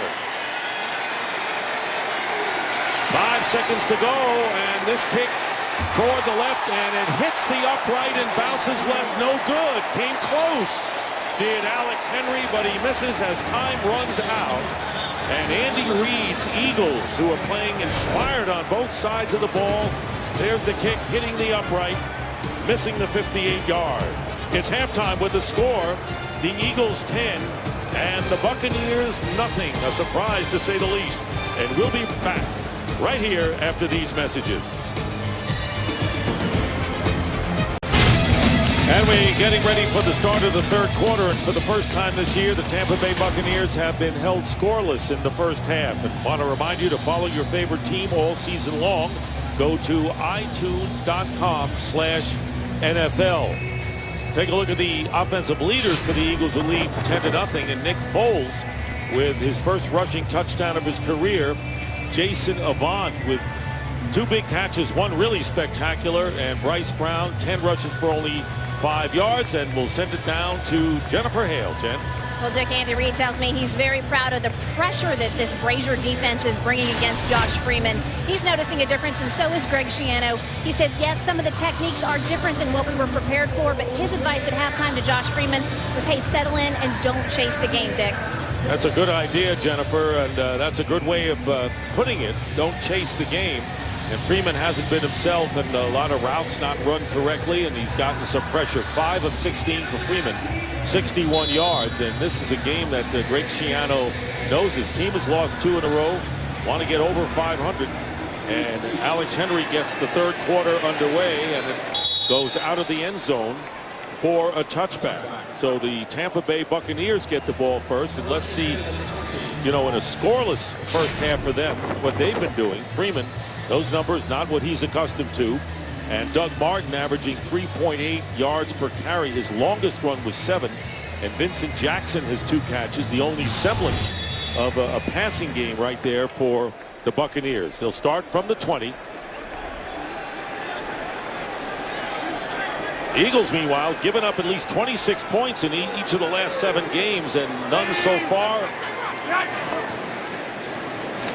And rolling out on the first play, and the pass is caught. And a first down up to the 37-yard line. Tyquan Underwood, 17 yards. And for the Eagles, Nnamdi Asomugha, who went into the locker room, is back out and on the field now. As you take a look at that play fake by Freeman. And this is a perfect way to get underway for the Bucs in the second half. And if he's not out of breath, he should still be playing in the NFL. John Lynch, and we're going to welcome back, John, and we're going to show what happened at halftime as Doug Martin with the game, and Martin carries it out to the 41-yard line. And as we mentioned, Nnamdi Asomugha back in action for an Eagles secondary that has really excelled in this first half. How was it down there? That was a lot of fun. I tell you what, my teammates here, Simeon Rice and Derek Brooks, are standing here. We all said we got that adrenaline. We felt like we were 28 again running out there on that field. You look like, Shannon saying, can you suit up for the second half? This pass and a great catch made by Mike Williams with Asomugha on his back. So you can see Freeman coming out firing here in the third quarter. That good for 14 yards. And a first down to the 46 of Philly. And I like the adjustment that the Bucs have now made. We talked about the Eagles making it in the first half. They're struggling to block the defensive front for the Philadelphia Eagles. So what do? You go to quick and simple throws. Get the ball out of Freeman's hand. They're doing it, and it's working. That's the first catch of the game for Williams. Came in second on the team with 43, and a first down on the 45. Play action. Up the middle. Pass caught at the 41 by Doug Martin. Kendricks, who's playing the weak side linebacker position today. He's normally been strong side, the rookie from the University of California, playing weak side, and Jamar Chaney, the strong side backer. The thing that Doug Martin does so well is that he does everything well. We talked to Andy Reid. What do you like most about this young kid? He said, I don't like a whole lot right now because we have to play him here today. But he does everything well. He runs it well. He catches it well. He's a complete football player. Second down and 4 on the 41 of the Eagles. And there's Freeman getting away from a big rush. And that pass will be incomplete. D'Amico Ryans didn't give much choice for Freeman but to throw it away. And that'll bring up 3rd and 4. Well, a blitz right up in the middle, right in Josh Freeman's face. And Andy Reid said the one thing we feel like he doesn't play as well versus the blitz. And so what do? You put D'Amico Ryans right in his face, makes Josh Freeman throw the football away, sets up a big 3rd down.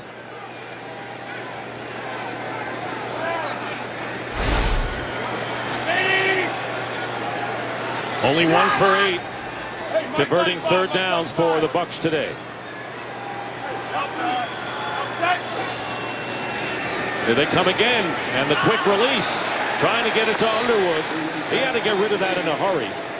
And it was pressure. Colt Anderson starting for Kurt Coleman as free safety with the safety blitz, and 4th down coming up, and Freeman's mood hasn't changed. Again, frustration. There is miscommunication going on between Josh Freeman and Tyquan Underwood now twice today.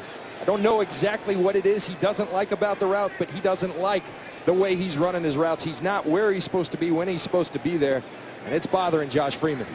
This will be the 8th punt for Michael Kanan, and we've just scratched the surface here in the 3rd quarter. Tamaris Johnson is back deep. Fair catch at the 12. Loses the ball, and the Bucs have it. Tampa Bay has the ball at the 6. A muff punt, and Dakota Watson recovers The muff by Johnson, a critical turnover here. Mistakes like this just can't be made. He certainly does touch it. Dakota Watson, an outstanding special teams player right there. His verification, it did hit his hands. Damaris Johnson's been incredibly explosive, but you got to field. You got to do the little things. A great opportunity for the Bucs. And the Tampa Bay Bucs back in this game. And it is a muff. It is a fumble when you have possession and then lose it. In a situation like that is a muff punt. And Johnson, the GOAT right now, as the Buccaneers have the ball, 1st and goal at the 5. We talked about it in the pregame. It's about the ball. There the turnovers bite the Eagles again. And here's Doug Martin spinning his way and stopped at the 2. 2nd down and goal. Look, I've been a part of it so many times. A play like that can turn around the whole feeling of a football team. All of a sudden, people start blocking a little harder. Runners start running a little harder. You feel good about yourself. You let someone back in the game, they'll bite you. And we have an injured Buccaneer on the field. As of Martin's numbers, neither running back has lit it up so far in this game. And we'll identify the injured player when we return.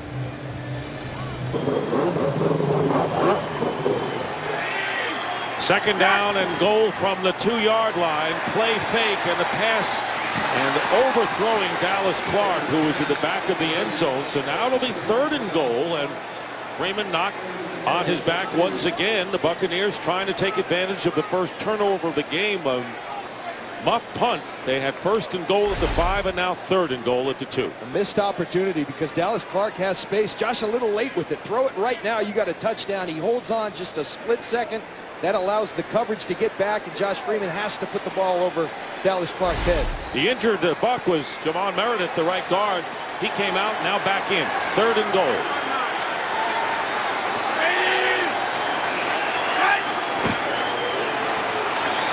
Freeman. And he makes the catch. Touchdown, Mike Williams. With a defender on his back. Good play by Williams on a good zip throw by Josh Freeman for the touchdown. And Mike Williams, we said it earlier, as good as anybody in the league on one-on-one balls. That's just a good fight. He goes up. Strong receiver is Mike Williams, a lot like Chris Carter back in the day. Goes up and grips it, plucks the ball with his hands.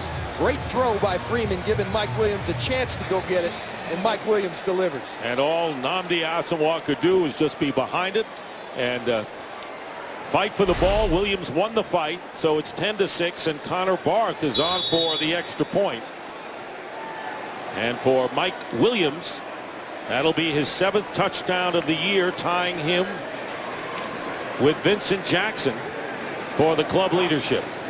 And Barth's kick is good, and the Eagle lead now is 10-7. Turnover really opening up the doors for the Buccaneers, and Freeman capitalizes it on the 3rd down and goal.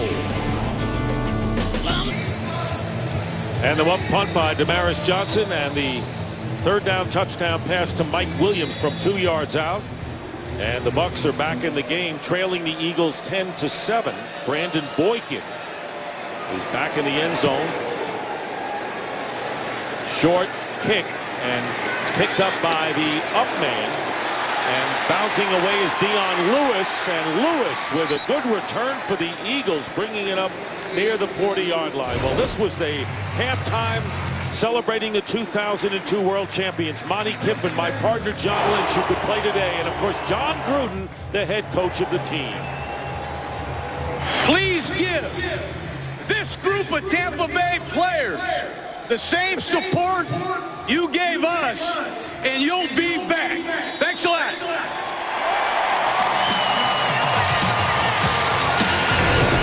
And we have with us Simeon Rice here, Derek Brooks here, John Lynch here, Paul, part of this great team. Old defensive players, I see you invited up here to the booth. Yes, sir. Foles is going to be sacked inside his 30 by Gerald McCoy. That's his 2nd of the game and the 4th by the team. And a big loss there. That looked like Simeon Rice to me, exploding through the line of scrimmage. And I tell you what, Dick, what a thrill for us to get to go out there on the field, recreate those great memories. You see Gerald McCoy. That looks like an old Buccaneer defense right there, busting through. Nick Foles going to have to get rid of that football. A pretty special halftime for us. Second down and 18, back at the 32 for Foles. And the pass out to Jason Avant. And Avant is tackled for a gain of 10 yards. So, hey, how great is it? And I know we don't have microphones for the guys, so you're going to have to speak for them. To be out there with you guys. Last night you had a great dinner, and what a weekend. It's just an awesome celebration. You know, the way the league's set up these days, you win and then everybody goes their separate ways. Guys get fired like myself, but we all get back together and we get to celebrate some great memories, and I get to appreciate these guys who helped us all win something that you covet for the rest of your life. And you got a ring. That's what you want to play for, right? Can't beat the ring. Third down and 8 from the 42. Foles taking off and gets the first down and slides to the 43 of the Buccaneers. Great presence of mind today by the rookie Nick Foles on many occasions. Again, I said earlier, he's not going to kill you with his speed, but they lose their rush integrity of their lanes in just completely open space. The defensive backs had their backs turned, not expecting Nick Foles to beat them with his legs, but he has, and he's done it twice today. He has outgained Bryce Brown. He has 24 yards to only 5 for Brown. And it's a first down on the 44. Eagles trying to threaten again, and here's Foles under pressure, and he completes the pass to Jason Avant. And Avant, who's had a magnificent day, is tackled at the 21-yard line. The one-handed catch, then the big one setting up the touchdown, and this for 23 yards. Well, Jason Avant has been the guy that he's trusted. There's Macklin on the outside, but Foles going to step up in the pocket, deliver the ball to Avant. A great play by Nick Foles, who continues to gain in his pocket presence. Jason Avant with another big play. So Avant now with 5 catches for 99 yards, including a 39-yarder. It'll be first down at the 21. And here is Bryce Brown going outside and upended for what should be no gain by Leonard Johnson, the rookie cornerback. You see Bryce Brown continue to try to expose this defense to the outside, and that's not going to work. The downhill runs have worked. This defense, one of the things they have going for them is team speed, and that's why their run defense is so good. Bryce Brown and the Philadelphia Eagles, if you're going to run, you got to do it downhill. Brown has 11 carries for only 4 yards. He did get an 11-yard gain in the first half. Now second down and 11 on the 22.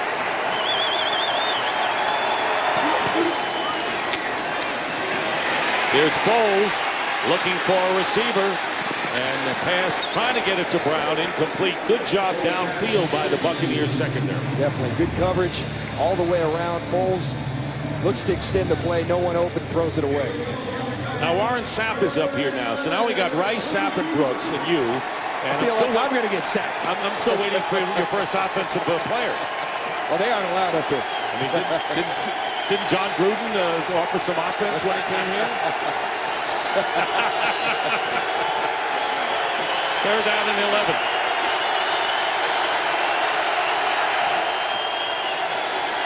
Up the middle, and the pass caught by Clay Harbor, short of the first down by a couple of yards. He gets 9. So he's 2 yards shy of the first down, and the field goal team will come on. Alex Henry will try to extend the Eagles' lead. Good job by the Buccaneer defense, getting back to the sticks, keeping the ball in front of them, making a crisp tackle, setting up the field goal.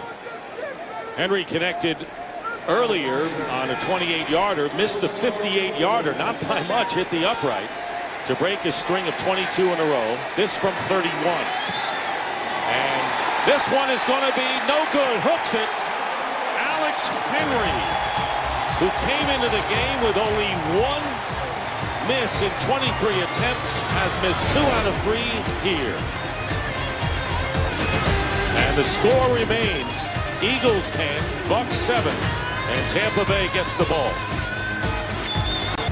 7:29 remaining in the third, and the Eagles leading the Bucs 10-7, and the Eagles are keeping the Bucs within range here. Dick Stockton along with John Lynch and Jennifer Hale.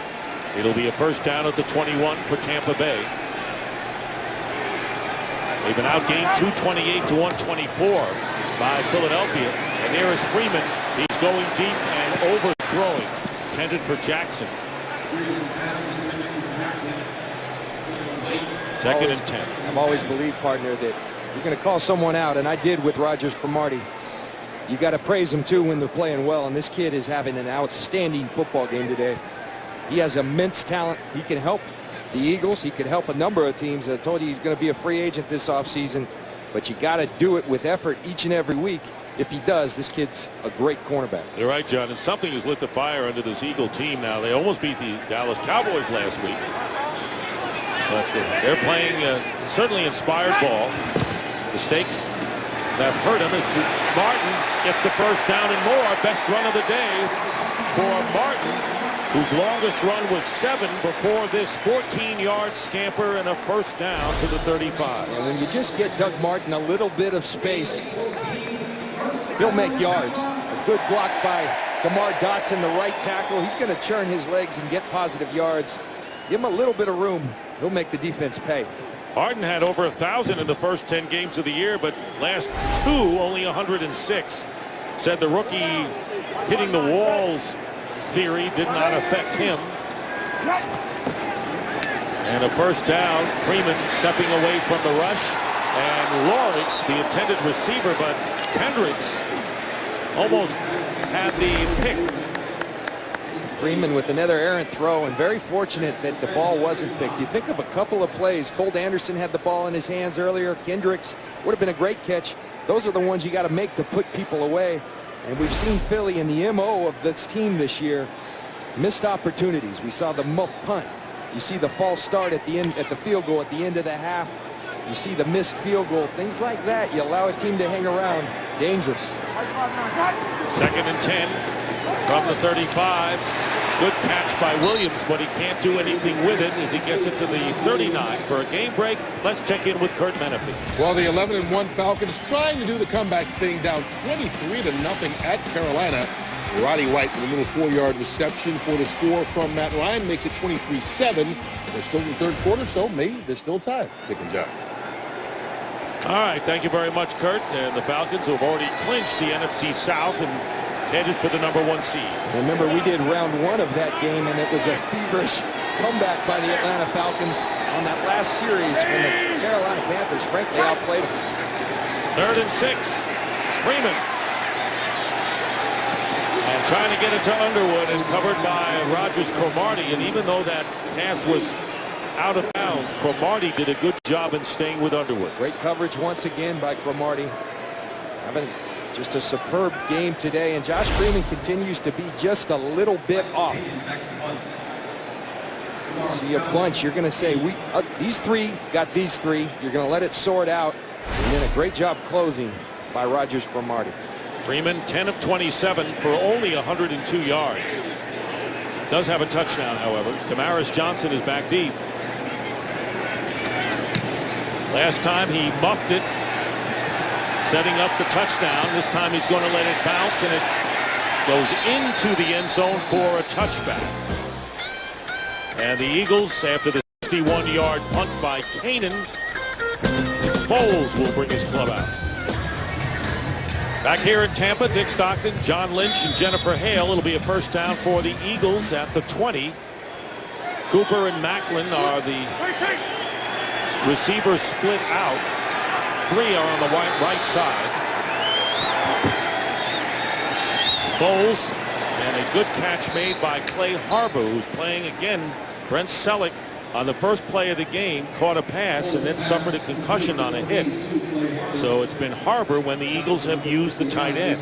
2nd down and 3 after the 7-yard pickup. You continue to see the theme and the adjustment that Philadelphia made in that second quarter of the game, starting to go with quicker throws, get the ball out of Foles' hands, and put your quarterback in rhythm, and it frankly quiets people like Gerald McCoy. 2nd and 3. And here's Bryce Brown. He'll get the first down as he escapes Levante David. Enough for 4 yards. And a first down for the Eagles. So Brown has caught 2 passes for 6 yards, more yards receiving than he does rushing. This is a good matchup between 2 really good young players. Levante David having an outstanding rookie season, and Bryce Brown just really emerging on the scene for the Philadelphia Eagles. Really didn't have a pleasant college career. First at Tennessee and then at Kansas State. Shapes up as a solid pro career if it continues. And there's the quick outside and incomplete Jeremy Macklin, and claiming that it was a fumble, but it goes as an incompleted pass. Anthony Gator was defending. Close to being a lateral, but not quite. Anthony Gator, they were excited about having him back, and this is why. He's an explosive player. He plays in the backfield like they like their defensive backs to do. Gets his hand on that ball. The refs emphatically call it not a catch, an incomplete ball. And the question is, crowd wondering whether Macklin took a step and had possession before he lost it, and now we're going to have a challenge. So Ron Winter will check this one out. You read Michael Connolly's book, The Black Box, and I always thought that was about official going under the hood and looking at the black box to see what happens on a challenge, but it's not. It's a Harry Bosch story, another great one. I tell you what, Greg Schiano may have a case. You look at him catch the ball both feet down. It's going to be an interesting challenge for the Buccaneers. Did he make a football move? Maybe the issue here. Of an incomplete pass.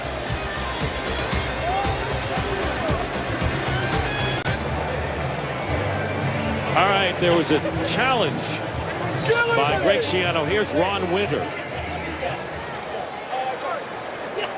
Because the ruling on the field was an incomplete pass, the play cannot be challenged. Tampa Bay is not charged with a timeout. They're not charged with a challenge. So, Mike, why did they go through the motions? Mike Pereira. They should not have gone through the motion. The one thing, this actually, the play can be challenged, but it cannot be converted to a catch and a fumble, giving the ball to the defense. So really, on the field, immediately, they should have told Schiano, you can't challenge this play. We can't review the play. Whether it's a catch, fumble, or not, the one thing, it's not a fumble play where you can convert a down by contact ruling to a fumble. It's a ruling of incomplete pass, which then you can't convert to a fumble and recovery by defense. All right, Mike, thank you very much for clarifying it. And here is Foles, and Foles will be tackled by Levante David at the 31-yard line. The Eagles have to get to the 41. And the 5th sack of the game for no gain on the rookie quarterback. A challenge, that's what they refer to as much ado about nothing. Right. They went through the motions, but it was never challengeable as Mike Pereira on it once again. Once they say incomplete, end of story. Unless, you know, there are too many men on the field and you challenge that, which wasn't the case. 3rd down and 10 on the 30. Bucs defense with a 3-man rush looking for a hold, and here comes the blitz on Foles. Gets away from one, and a great play is made by Anthony Gator, knocking the ball away from Jason Avant. Great timing. And Foles very nearly had another completion. Well, they're going to show the 3-man rush. Then they're going to come with a whole bunch of them. 7 end up coming. Foles steps up in the pocket. This is really a good play by Anthony Gator, who's made a couple on that series. Gator just coming back, as you said, Dick, from the IR list. Had an injured hamstring, and he's paying dividends for the Buccaneers. Out of Florida International. Had a hamstring in preseason, so Matt McBriar will be kicking this to Roscoe Parrish. Earlier, the 31-yard punt return, longest of the year. This time gets very little. So the Buccaneers will take over with 3:14 to go in the 3rd, trailing by 3. And a chance to call ** NFL to download NFL Mobile now and get coverage of every NFL game. Well, this is why the Buccaneers have been able to come back. You talked all about it, John. Miscues, the false start, making it a 58-yard try. Duffy nearly made this one, but Henry missed at the half, and then a muffed punt by Damaris Johnson, and giving the Eagles a chance Henry missed another field goal, and that's why it's 10-7 right now. And the Buccaneers, who need this win to hang in there in the wild card derby. Special teams miscues have really hurt the Eagles. Here's Doug Martin on first down, pushes the pile and gets nearly 5. Dick, those are self-inflicted wounds. The Buccaneers aren't doing anything when they jump off sides, false start. When they muff a punt, those are self-inflicted wounds, and nothing will beat you quicker in this league than those type of mistakes. Second down and 6, 4-yard pickup. The Buccaneers have dominated teams in the third quarter. Not last week, when the Broncos had a 21-0 edge. Catch made by Jackson, trying to get the first down. I don't know if he did. It'll be close. And hanging on him was Rodgers-Cromartie and Jamar Chaney. This is one thing that you see with the Buccaneers and Josh Freeman and his wide receivers. Andy Reid talked about it. He has so much trust in his wide receivers. A big body, doesn't hesitate to throw the football. You think Rodgers-Cromartie might have an opportunity to drive on that ball, but he's got so much trust in Vincent Jackson, who stands 6'5" and 230 pounds. We had him last week. He came in the room. Looks like a defensive end. At least. Well, at extra size, hoping to get that first down for Tampa Bay. First down at the 33, and here is Martin upended. And a superb play made that time by Colt Anderson and Cullen Jenkins. You like to see a guy like Colt Anderson, a special teams player, and watch him come in here like he's covering a kickoff. Flies into your screen, undercuts Doug Martin. That's good aggressive play by Colt Anderson. There he is, coming from the secondary. I like that. Colt Anderson. Third career start today for the injured Kurt Coleman. There's a pass, and Jackson makes the play and gets up, but he was ruled down by contact at the 25. Boy, talk about using full extension with his size. A 40-yard play. We told you about the formula. They're going to throw the ball downfield when they throw it, and they love these big wide receivers as well they should. Vincent Jackson having an outstanding season, has another outstanding play for the Buccaneers. And the Tampa Bay Buccaneers, and this will be incomplete pass to Doug Martin with 48 seconds to go. Good pressure by Curry. We go back to that last play. Not real fancy routes, a little bit of an outcut, then gets to the post. Just a good throw, and Vincent Jackson goes up and attacks the football as well as anybody in this league. Coming over from San Diego and playing AFC West teams. His former foes now on the sideline. Underwood comes in, second down and 10 at the 27 of the Eagles. Here is Martin changing direction, and Freeman is out there as a blocker and does a job on Asamoah. Josh Freeman, who's got some size himself, sets a block and perhaps a 10-yard gain for Doug Martin. You know what this does as much as anything, aside from allowing Doug Martin to get some more yards, it gets credibility in that locker room. When you see your franchise quarterback going downfield and blocking defensive backs downfield, that's good time. That's big time stuff by Josh Freeman. And Martin starting to feel it here in the second half, has 69 yards on 15 carries. That's an average of more than 4.5. It'll be 3rd and 1. They gave him 9 on that one. Ball on the 18. Play action for Freeman. Has time. Throws it. Incomplete. Flag is down. Stocker, the intended receiver, but a penalty marker down in the end zone. Nate Allen, the strong safety. There's Stocker coming into your screen, and you see Nate Allen. He's got his hands inside on Stocker. The back judge is right there. Too much contact for his liking. These safeties have struggled all year long, and it continues for the Philadelphia Eagles safeties. There are 2 fouls on the play. Personal foul, offense number 62. Pass interference, defense number 29. By rule, those penalties offset. Replay, Third down. So Ted Larson with the penalty for the Buccaneers, and that'll nullify what would have been a first and goal situation for the Buccaneers. It'll still be 3rd down and 1.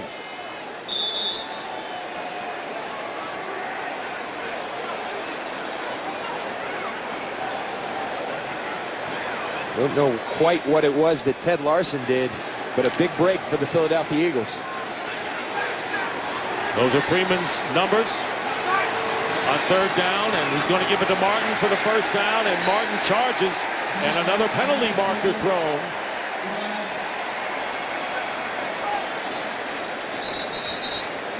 Martin may have had enough for the 1st down pending the call. In fact, he would have by plenty, got to the 16. Personal foul. Grasping the helmet opening. Defense number 75. Penalized half the distance to the goal. 1st down. So Vinnie Curry will add the numbers. Martin had the 1st down, and now they add some more. Here's that previous play. Ted Larson right there. His helmet comes off. And I think at some point he looks angry right there. He's going to retaliate. That's what they get. That sets up the 3rd and 1. Then another personal foul.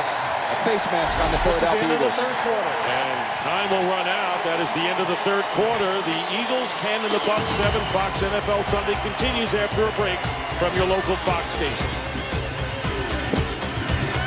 And here's the personal foul on Vinnie Curry.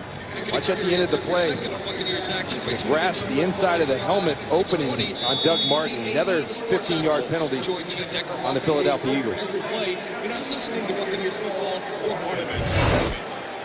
1st and goal for the Buccaneers as we start the 4th quarter. It's been a defensive game all the way. Dick Stockton, John Lynch, and Jennifer Hale. 1st and goal from the 8.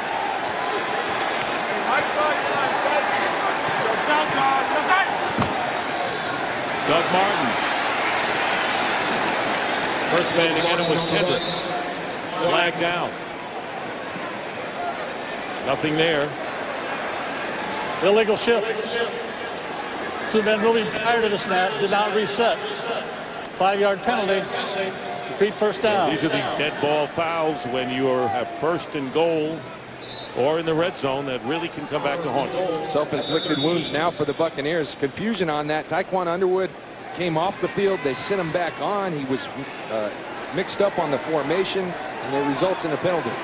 So now 1st and goal, but now from the 13.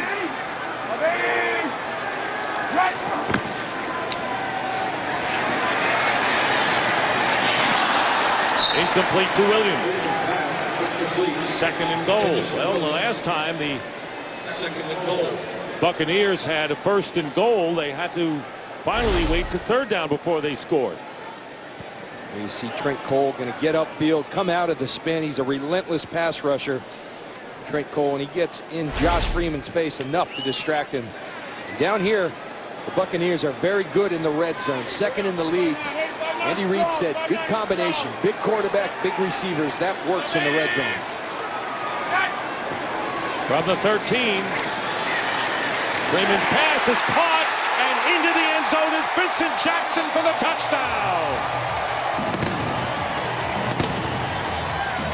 And the Tampa Bay Buccaneers have their first lead of the game with 14:26 early here in the 4th. See Vincent Jackson, he's going to work in, out, and then come in on what they call an arrow route. Great job by Freeman, leading him, hitting him in stride, and that big body again comes in handy as Vincent Jackson stretches across the goal line. So Jackson with his 8th touchdown catch of the year and going over 100 yards for the 4th time this season. Connor Barth with the extra point and a whistle and a false start flag against the Bucs. False start. Offense number 79. 5-yard penalty. Complete the try. Well, you just got finished saying about how impressive the Tampa Bay Bucs have been in the red zone this year, and you know, the 4th highest scoring team coming in. Low for them right now, but you got to convert in a defensive game like this. Absolutely. Just what Andy Reid said, fairly prophetic. Big quarterback, big receivers, great equation, great formula in the red zone.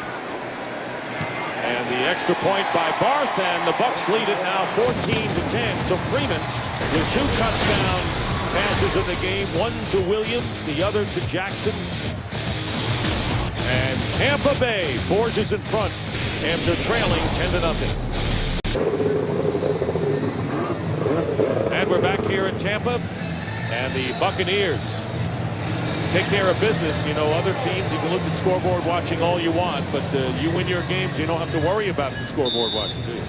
Tony Dungy used to always tell us here in Tampa, take care of your business, and it will work out the way you want it. That's what they have to do. They're in the hunt. Just keep winning.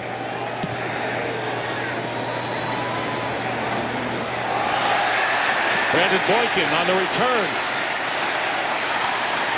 And Boykin is tackled at the 22 by Ahmad Black. So let's focus in on the wild card derby once again. And Greg Schiano's Bucs now leading. So in the now the Bears are losing to Minnesota, which is good for Minnesota. Could go to 7-6. Bucs could. These games are all up for grabs. Washington trailing by a point. Dallas is 9 points down to Cincinnati. And Seattle plays later. So nothing's going to be solved here. But you like to be 7-6 instead of 6-7 to say the least. Saints and Giants coming up next in America's Game of the Week. 1st and 10 at the 22. And Foles on 1st down lost this one, and Avant is there and is out of bounds. So E.J. Biggers staying with Jason Avant, who has been a magician today with 5 catches and 99 yards. He has, and that ball's caught. It's just out of bounds. Jason Avant really having an outstanding day. Clearly out of bounds, but great concentration. He's going up and competing for these balls today, playing with the heart that Brent Selleck talked about in the pregame. Made that great one-handed catch when Foles was under siege, and then a 39-yard play which set up a touchdown. 2nd down and 10.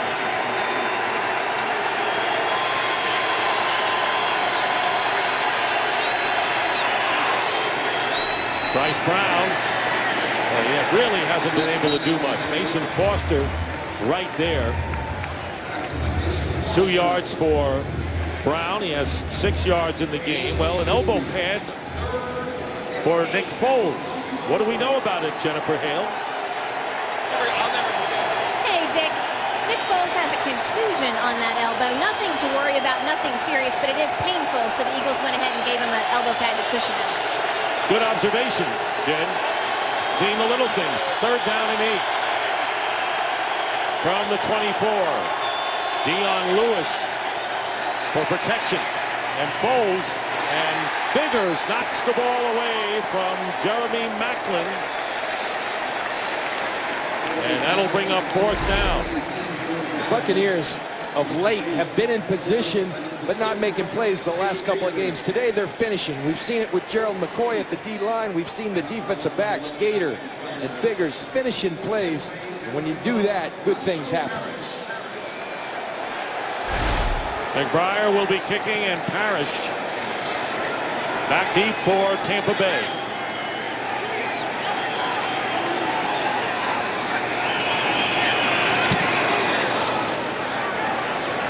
Booming kick, fair catch by Parrish, right around the 25. Well, Josh Freeman, who has thrown 2 touchdown passes here in the 2nd half to his favorite receivers, Williams and Jackson, will be coming on.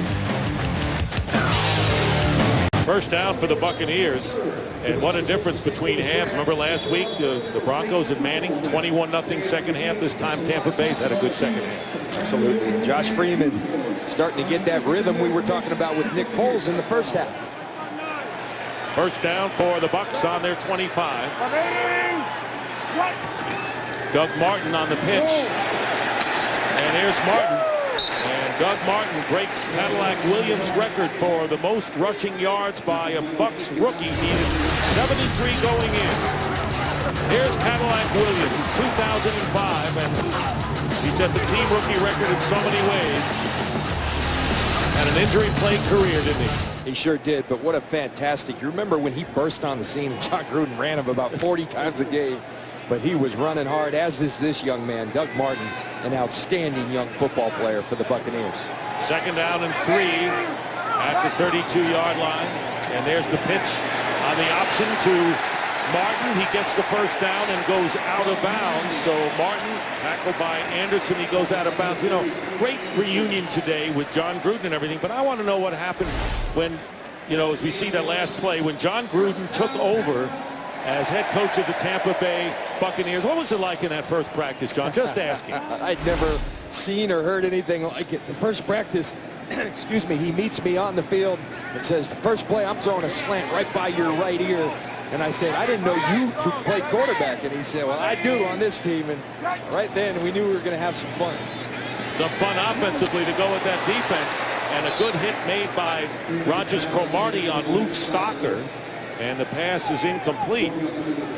But that was a welcome from John Gruden, the offensive guy, against your great defensive stalwarts. A little, we talk about culture shock, going from Tony Dungy, one of the most mild-mannered, never said a swear word in his life, and we get John Gruden in there telling me I'm buzzing, slant right by your left ear. But that competition made us better, made us great, and we did special things that year, to be sure. Obviously, second down and 10 at the 43.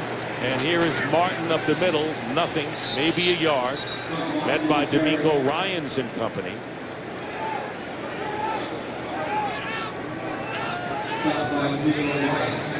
Beautiful day here in Tampa. Capacity crowd, and knowing that this was going to be a great celebration honoring the 2002 Super Bowl champions. And of course, the team you had to beat to get to the Super Bowl were these Philadelphia Eagles. And they were a great team. Donovan McNabb, Brian Dawkins, Troy Vincent. So many wonderful players on that team. Guys I respect to this day. Third down and 9. Freeman takes off, gets the first down to the 41-yard line of Philadelphia. He picks up 13 on that scamper. And the Bucs remain in business. See, Josh Freeman, this is a skill that he has. He doesn't use it all the time, but when he does, he moves extremely well. Doesn't look like he's moving too fast, but you see him outrunning Trent Cole. That comes in handy. That moves the chains for Tampa Bay. 2 carries, 13 yards for Freeman. First down at the 43 where they mark it. And here's Martin. Martin with a burst off right tackle, getting to the 40. Picking up 3 yards, and with the lead, even though it's early in the fourth quarter, using the time with the running play, which is the basis of the club. And I heard the inflection in that Dick Stockton voice. You saw what I saw. It looked like he was about to go right there. And we've seen that a lot from this kid. We did the game in Oakland where he darn near went after Adrian Peterson's NFL rushing record. If he hadn't run backwards on the last series, I think he had it. What a game to have in your hometown. 251 yards and only beginning to tell the story. 2nd and 7. Go to Martin again, and he is upended there by Colt Anderson, who again penetrates into the backfield and stopped for no gain. Watch Colt Anderson coming from that safety position. Going to come down, going to meet him in the backfield. Colt Anderson, I love it when guys who play special teams and play hard get their opportunity and they shine, and Colt Anderson's doing it today. 3rd and 7 for the Bucs.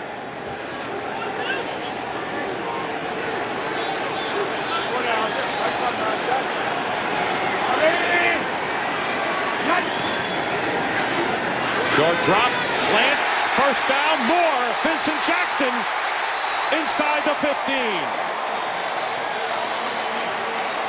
When Jackson gets ahead of steam, watch out. 28 yards, finally stopped by Asamoah. Here's the one-on-one. Nnamdi Asamoah, that's what he does, bump and run, but you got to get him at the line of scrimmage. You see him slip. Vincent Jackson making him play. Good hustle by Asamoah at the end of the play.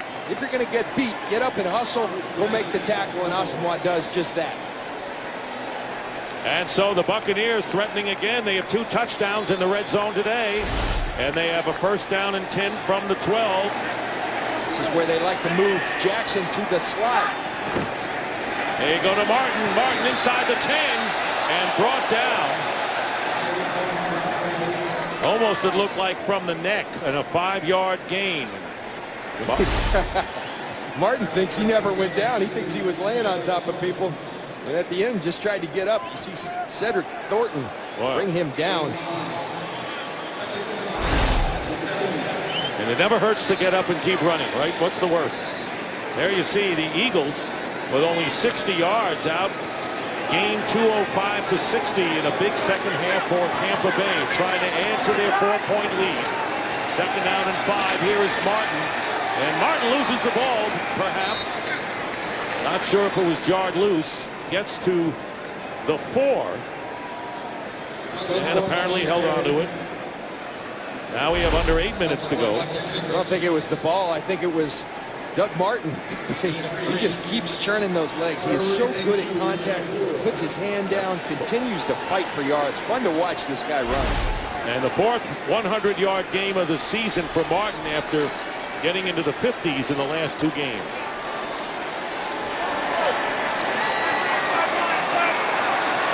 Third and goal. They're going to try to run it in, and they do. Doug Martin, touchdown.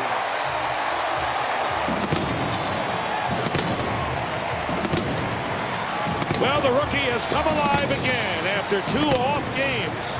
Doug Martin now with 105 yards and a big touchdown for Tampa Bay. You see a nice hole. I said earlier, you get this young man space and he will make you pay. Look at the ball security, high and tight, getting into that end zone. They've got a keeper in Doug Martin from Boise State. Connor Barth on for the extra point. 4th 100-yard game this year for the rookie, Doug Martin.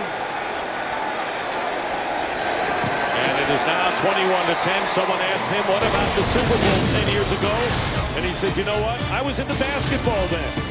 I wasn't following football. Sure is now.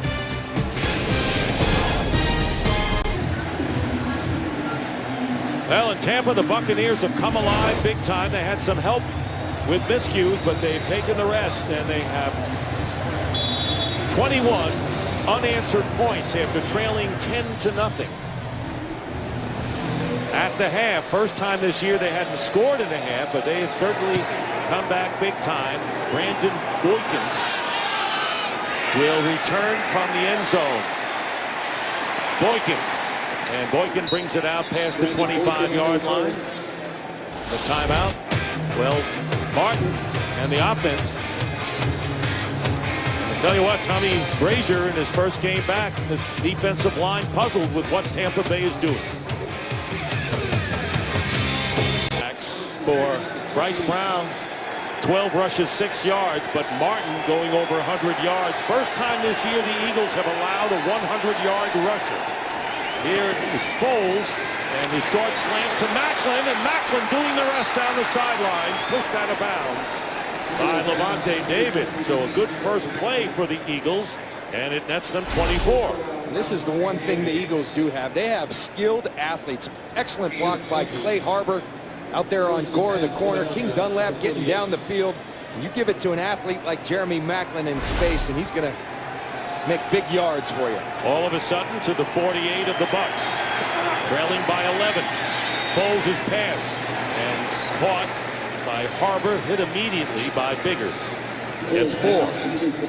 One thing Nick Foles will learn, and it looks like he has 6 minutes and 40 seconds just about. If you can just continue to move the chains. I thought nobody was better than that than Brett Favre. He would take his time. He would methodically work your way down the field. Don't panic in these situations. Dion Lewis corralled from behind, and Gerald McCoy just won't let go. What a game McCoy has had. He has 2 sacks, and this time gets Lewis in the backfield for a loss of 4. Well, he's been great. I've talked all day about this defense playing in the backfield. There's Gerald McCoy. He backdoors it, and he gets in there, and he holds on to Dion Lewis for his dear life. And Gerald McCoy made the comment earlier. He wants to go from good to great, finish plays, and he's done it supremely today.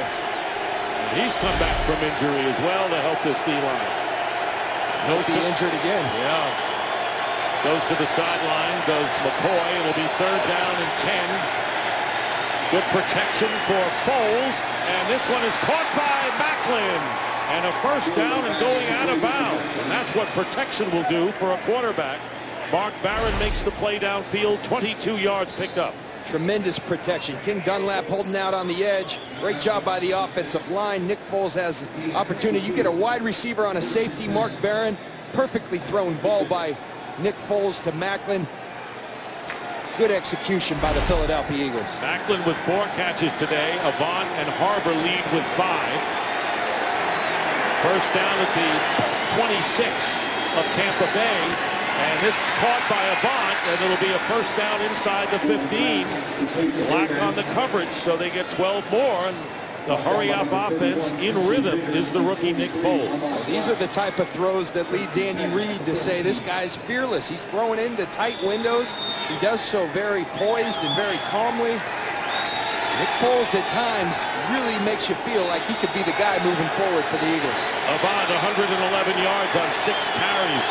He's over 100. And Foles has his yardage mark of the rookie year. Had it last week, beat it this week, and this time not taking any chances, throws it away.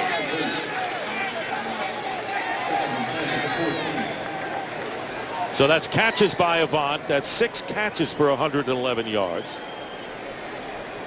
5th time he's had a 100-yard game. That'll be 2nd and 10. Opportunity for Avant. Deshaun Jackson on IR with the concussion. One of many Eagles struggling with that. Jason Avant making the most of it. Eagles trying to get back in this game. And a touchdown here will do just that with 4:40 to go. Can't waste much time. And there's the pass caught. And the extra effort by Jeremy Macklin will give the Eagles another first down. Neither team has called a timeout in this second half, and we have under 4.5 minutes to go in the 4th. It's the perfect call right there for what they saw from the defense. They saw pressure. You get the ball out quick on those quick screens. If Macklin could have kept his feet, he would have been in the end zone. It'll be 3rd down and 7. This is an important play right here.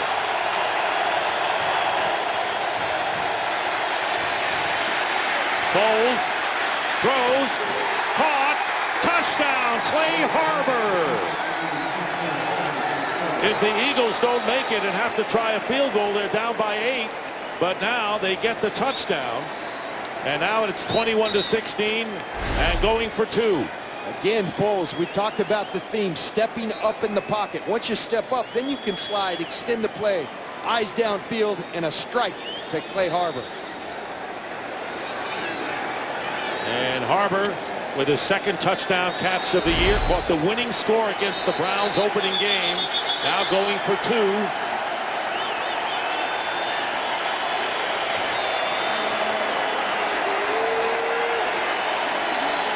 And a 2-point successful conversion here would bring the Eagles to within a field goal.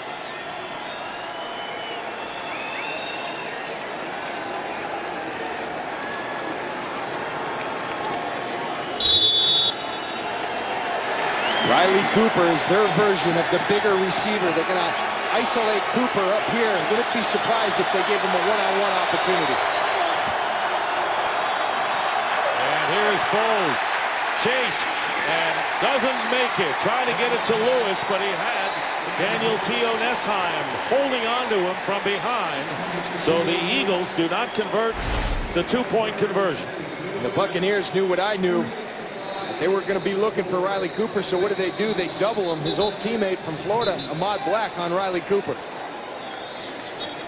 And very little chance here. So instead of a field goal to make it the 3-point game, or instead of the 2-point conversion, now they need a touchdown. And with just under 4 minutes to go in the game, you know that Doug Martin will figure big here. Well, Fox tonight, Animation Domination has an all-new night of young love and cool cats. It's The Simpsons, Bob's Burgers, Family Guy, and American Dad, starting at 8, 7 Central tonight on Fox.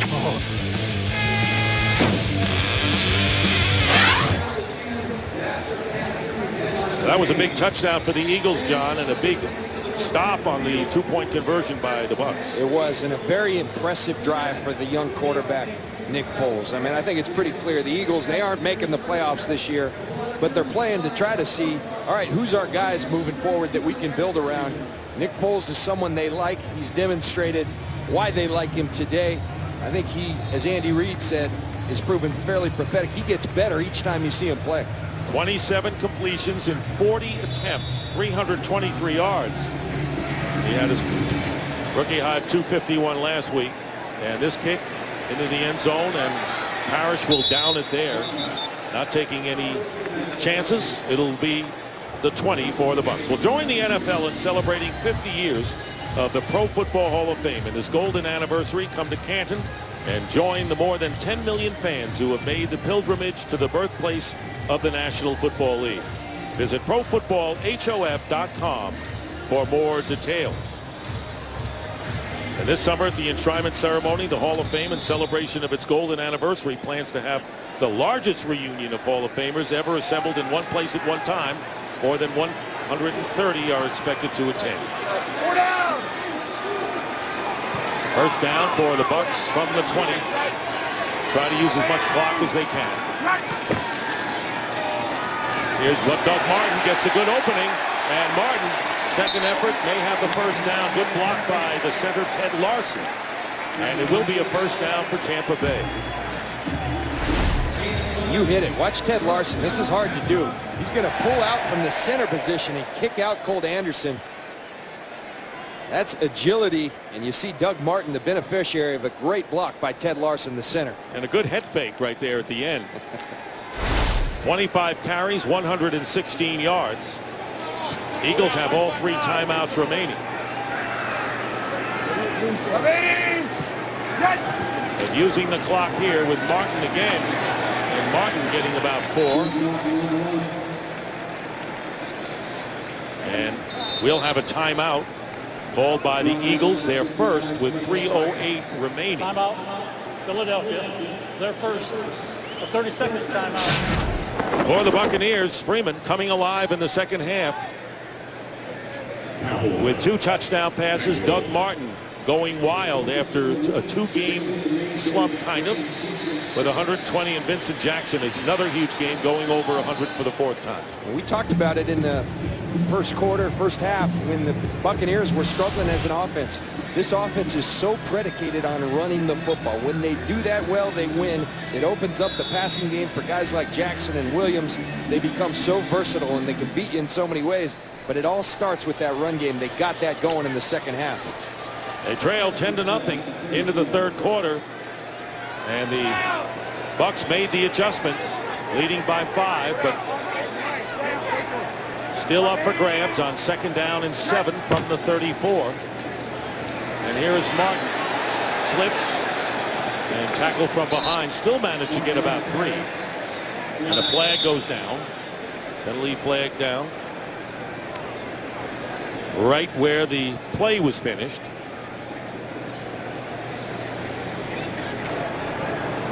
Holding.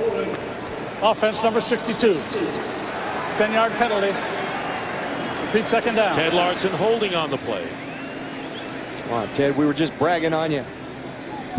Playing an outstanding game today, but he gets his hands. Ted Larson right at the center position. He's going to pull again. It worked last time, so let's do it again. That time he gets a handful of Colt Anderson. So it'll be 2nd down and 17. The Eagles looking for a stop. Still have 2 timeouts remaining, and then getting one last chance to get the touchdown to pull this one out and end an 8-game losing streak. Here is Martin. And Martin spending away. And Doug Martin getting some extra yards, brings it out to the 33. Nate Allen, the strong safety, after the 9-yard pickup by Martin. And the Eagles will call their 2nd timeout. And this is what you love about Doug Martin. Good running backs do it. They don't go down on the first hit. Watch him spin out, get those extra yards, and those are the difference so many times in games. And for a game break, let's check in now with Patrick O'Neill. Thank you, Dick. Well, the Cowboys, along with the Buccaneers, at 6-6 and chasing a wild card berth. And there's Tony Romo to Des Bryant, cuts the Bengals lead to 19-17. Cowboys have the ball now, and time permitting, we'll take you to that game at the conclusion of yours. Dick and John? All right, Patrick, thank you very much. So 2:55 to go, and now the Eagles are down to their last timeout. It'll be 3rd down and 8. Doug Martin has carried the ball 6 straight plays for the Buccaneers. Make it 7, and will be stopped for a loss of 1. And the Eagles will call their 3rd and final timeout. But it'll be a punting situation for the Buccaneers. They'll have to kick it away, and Andy Reid looking up at the scoreboard, looking at what the time means. Philly will get another chance, but we'll have no timeouts, John. An excellent play by the rookie first-round draft choice Fletcher Cox, bringing down Doug Martin. And now we talked about how impressive that last drive is. Nick Foles is going to have his opportunity to go win a football game on the last drive of the game. 2:51 to go. Greg Schiano, team looking to go 7-6 on the year. They won 5 out of 7 before losing last week. And this is just the start of things. America's game of the week, the Saints and the Giants, a big one coming up next. Michael Kanan punting to Damaris Johnson.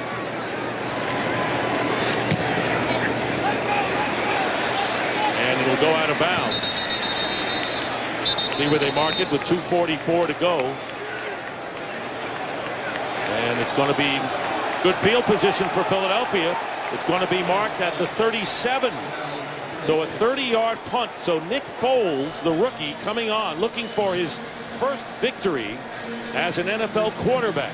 He is 0-3, this being his 4th start. And his team will start from the 36, needing a touchdown and no timeouts remaining. Well, here you go. You want to endear yourself to the people of Philadelphia, all the Eagle fans. Go win yourself a football game. The young man's been extremely impressive. We'll see if he can finish.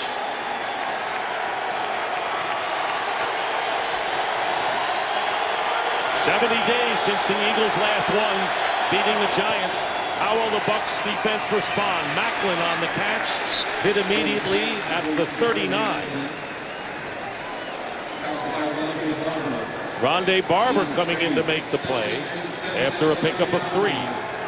They'll have the stoppage at the 2-minute warning, of course.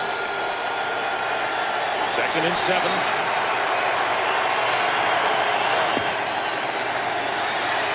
Foles can't get away. And a sack by Michael Bennett.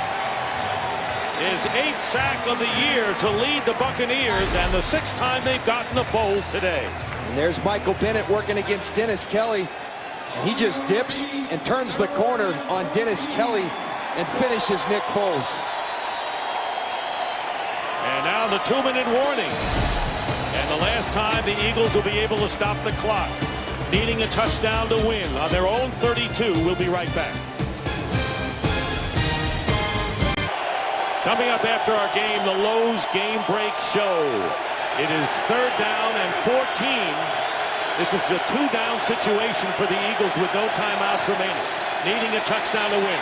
Pressure on Foles. Foles' pass, and it's caught by Macklin, and Jeremy Macklin will have a 1st down. And a penalty flag is down. Looks like it's going to be on Tampa.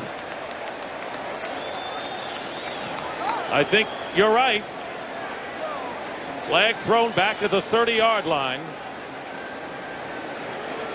And the Eagles will stay alive in this game with 1:51. Holding. Defense. That penalty's declined. Play results in a 1st down. Nick Foles again, he told us, one thing I need to improve on, I need to trust the pocket, step up in it. Again, he does it. He does it well. Keeps his eyes downfield. He's finding guys like Macklin. Getting better is Nick Foles. 23 yards on that one. He's 9 of 13 on 3rd downs and turning the other way, and a flag goes down. Marvin McNutt covered by Danny Gorer. And let's see whether Gorer gets called for a hold. Holding. Defense number 36. 5-yard penalty and a 1st down. And it will be a 1st down on the holding call against Danny Gorer. There's Danny Gorer working against McNutt. And he gets it. It's a quick yank, but it's a yank. Good call by the official. Remember, Tampa Bay lost Eric Wright. He's been suspended. And Akeem Talib was suspended now with New England, so they lost 2 corners. And now first down at the 40 of Tampa Bay. No timeouts remaining for the Eagles. 1:47 to go. Here's Foles going up on top and leading Riley Cooper a little too much. And it'll be second down. That time Gerald McCoy might have been shaken up earlier, came back and he put some pressure on here. You look at that, the right read by Nick Foles. Nobody in the middle of the field. The Buccaneers sell out to try to get pressure, and Jeremy Macklin's the guy. Both of them wide open. Just an overthrow, and credit to Gerald McCoy for busting in and pressuring Nick Foles. Boy, those hurries sometimes better than sacks, John. Force someone to get rid of the ball quicker. 2nd and 10. Eagles need a touchdown to win. Here's the pass, incomplete. No Eagle receiver in the neighborhood. And that'll make 3rd down and 10 coming up for Philly. Eagles out of timeouts, needing a touchdown with 1:35 on the clock. Foles has been outstanding on 3rd down all day. 9 of 13, 161 yards. Conference with the officials. Quarterback is in the pocket. There's a receiver in the area. There is no foul for intentional grounding. So just to clarify, no flag was thrown. And no intentional grounding because Foles was in the pocket. So again, the Eagles have 2 downs to try to keep their hopes alive here. 3rd and 10.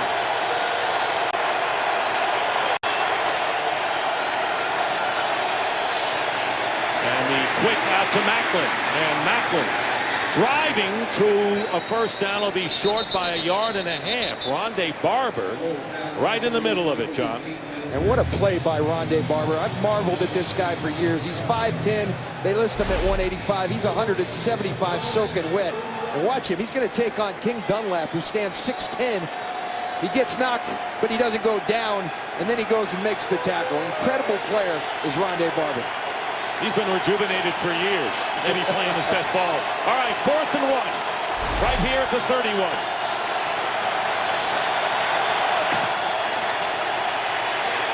Foles will run, and Foles will get the first down to the 28-yard line. Keep the hopes alive. Under a minute to go, 42 seconds.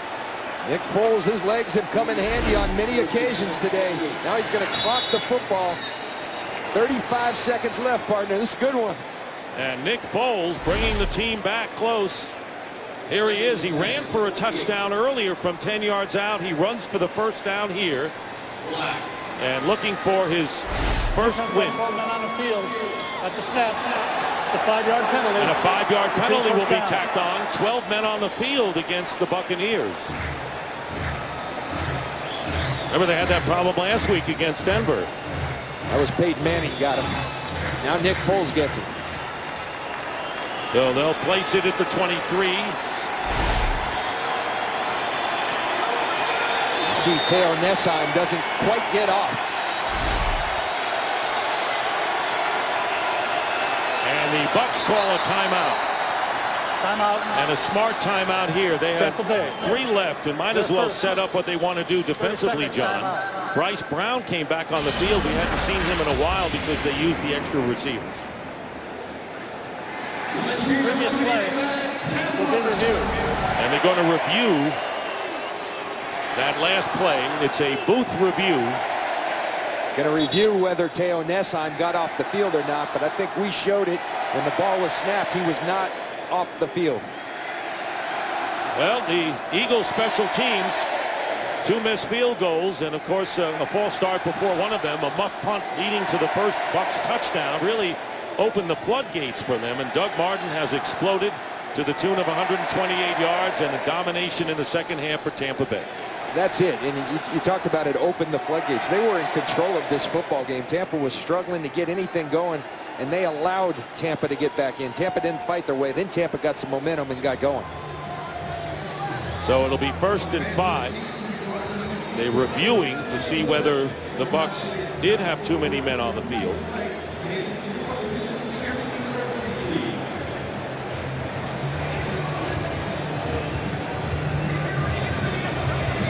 Well, last year, Tampa Bay lost their last 10 games. This year, meaningful games in the month of December. What more can you ask? Well, they got to be really happy about their hire with Greg Schiano coming in his first year. We saw them in their last game in Atlanta, and it was not a pretty sight. Greg Schiano's changed the culture here, and he's done it in a hurry. Falcons lost their second game of the year, losing to Carolina. New Orleans and the Giants coming up next in America's Game of the Week. We have time. We'll get you to bonus coverage of the Bengals and the Cowboys. They're in the final minute with Cincinnati leading Dallas by 2, 19-17. Vikings defeated the Bears to go 7-6. A big win for them. And the Bears have dropped 2 in a row. That puts their NFC North race in jeopardy with Green Bay having the tiebreaker. Both those teams were tied going in.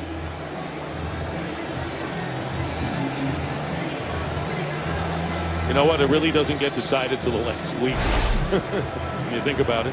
Here's what they're looking at.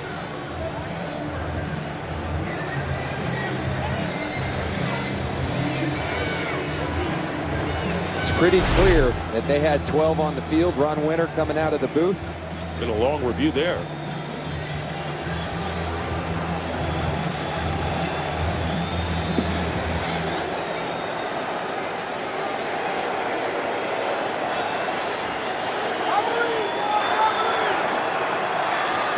After review, the ruling on the field is confirmed. There were 12 men on the field at the snap. Tampa Bay will be restored their timeout. They have 3 timeouts remaining. Well, you heard it from Ron Winter. 35 seconds remain in the game. And it'll be 1st and 5 for the Eagles on the Bucs 23. Bryce Brown, we said, is in the game. Riley Cooper's to the top of your picture. Here's Foles, incomplete, trying to get it to Cooper. That was thrown well short. And it'll be 2nd and 5. Because of the size of Riley Cooper, we've seen on a couple of occasions they get down close to this red zone and they're going to double Riley Cooper. That should leave guys like Maclin and Avant singled up. Cowboys came back and beat the Bengals 20-19. So Dallas now 7-6. Big win for them. Here it's 2nd and 5 for the Eagles. Foles with time, trying to make a choice and throwing it out of the end zone. And it was Cooper who pulled up on his route. And now 3rd and 5. That was Mont Black. He had help from Danny Gora back there. And 3rd down and 5. And once again, the Eagles have 2 plays, although time is starting to be a big factor against them here. See Riley Cooper got the press coverage, but you're going to have a safety over the top of him again. Ahmad Black over the top, helping out the corner. It's Jason Avant in the slot. Now it's Maclin that's been singled up. 3rd down and 5. Drilling it and nearly intercepting it, which would have ended it as Danny Gora. Marvin McNutt, the intended receiver, and Gora could have ended it right there. Instead, the Eagles get one more shot. 4th and 5. Now look, it's difficult to play quarterback in this league, but Jeremy Maclin wide open right there. Instead tries to force the football into McNutt. We'll see if he convert on 4th down. From the 23. That's how close it was for Tampa Bay to sealing it. They can do it if they stop here.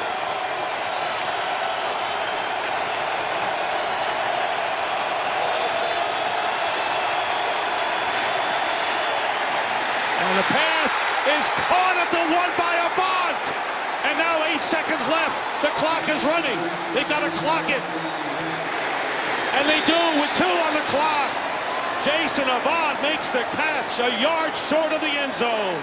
22-yard play, and it's all here.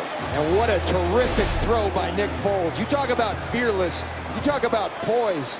4th and 5, delivers an absolute strike to Jason Avant, who's been there for him all day. Now 7 catches, 133 yards, and then the presence of mind of not just Nick Foles, the entire offense to get up there and clock this ball. So barring a penalty, this is the play. Score, don't score, and that's it. And the Tampa Bay Buccaneers will use now what is their first timeout. Tampa Bay. The Philadelphia Eagles have not won in 70 days. They're out of timeouts. 2 seconds to go. Ball is at the 1-yard line, and it'll be second down, but forget the down. It's the play that comes up. So what does Andy Reid and Marty Mornhinweg come up with here? You know, here you are on the 1-yard line, and you might think you're running the ball in. Remember, this is the #1 run defense in the National Football League. I know he's a rookie. I put the ball in my quarterback's hands. And I tell you what, Jason Avant has been money all day long. Macklin, I think you let him read it out. But you got to throw the football here, I believe. Tell you, Nick Foles wins a lot of support with what he's done here, win or lose. Absolutely. Last time the Eagles lost 9 in a row was in 1940. Trying to avoid it on this play. Foles, pass, and it's in there. Touchdown to Jeremy Macklin, and the Eagles will win.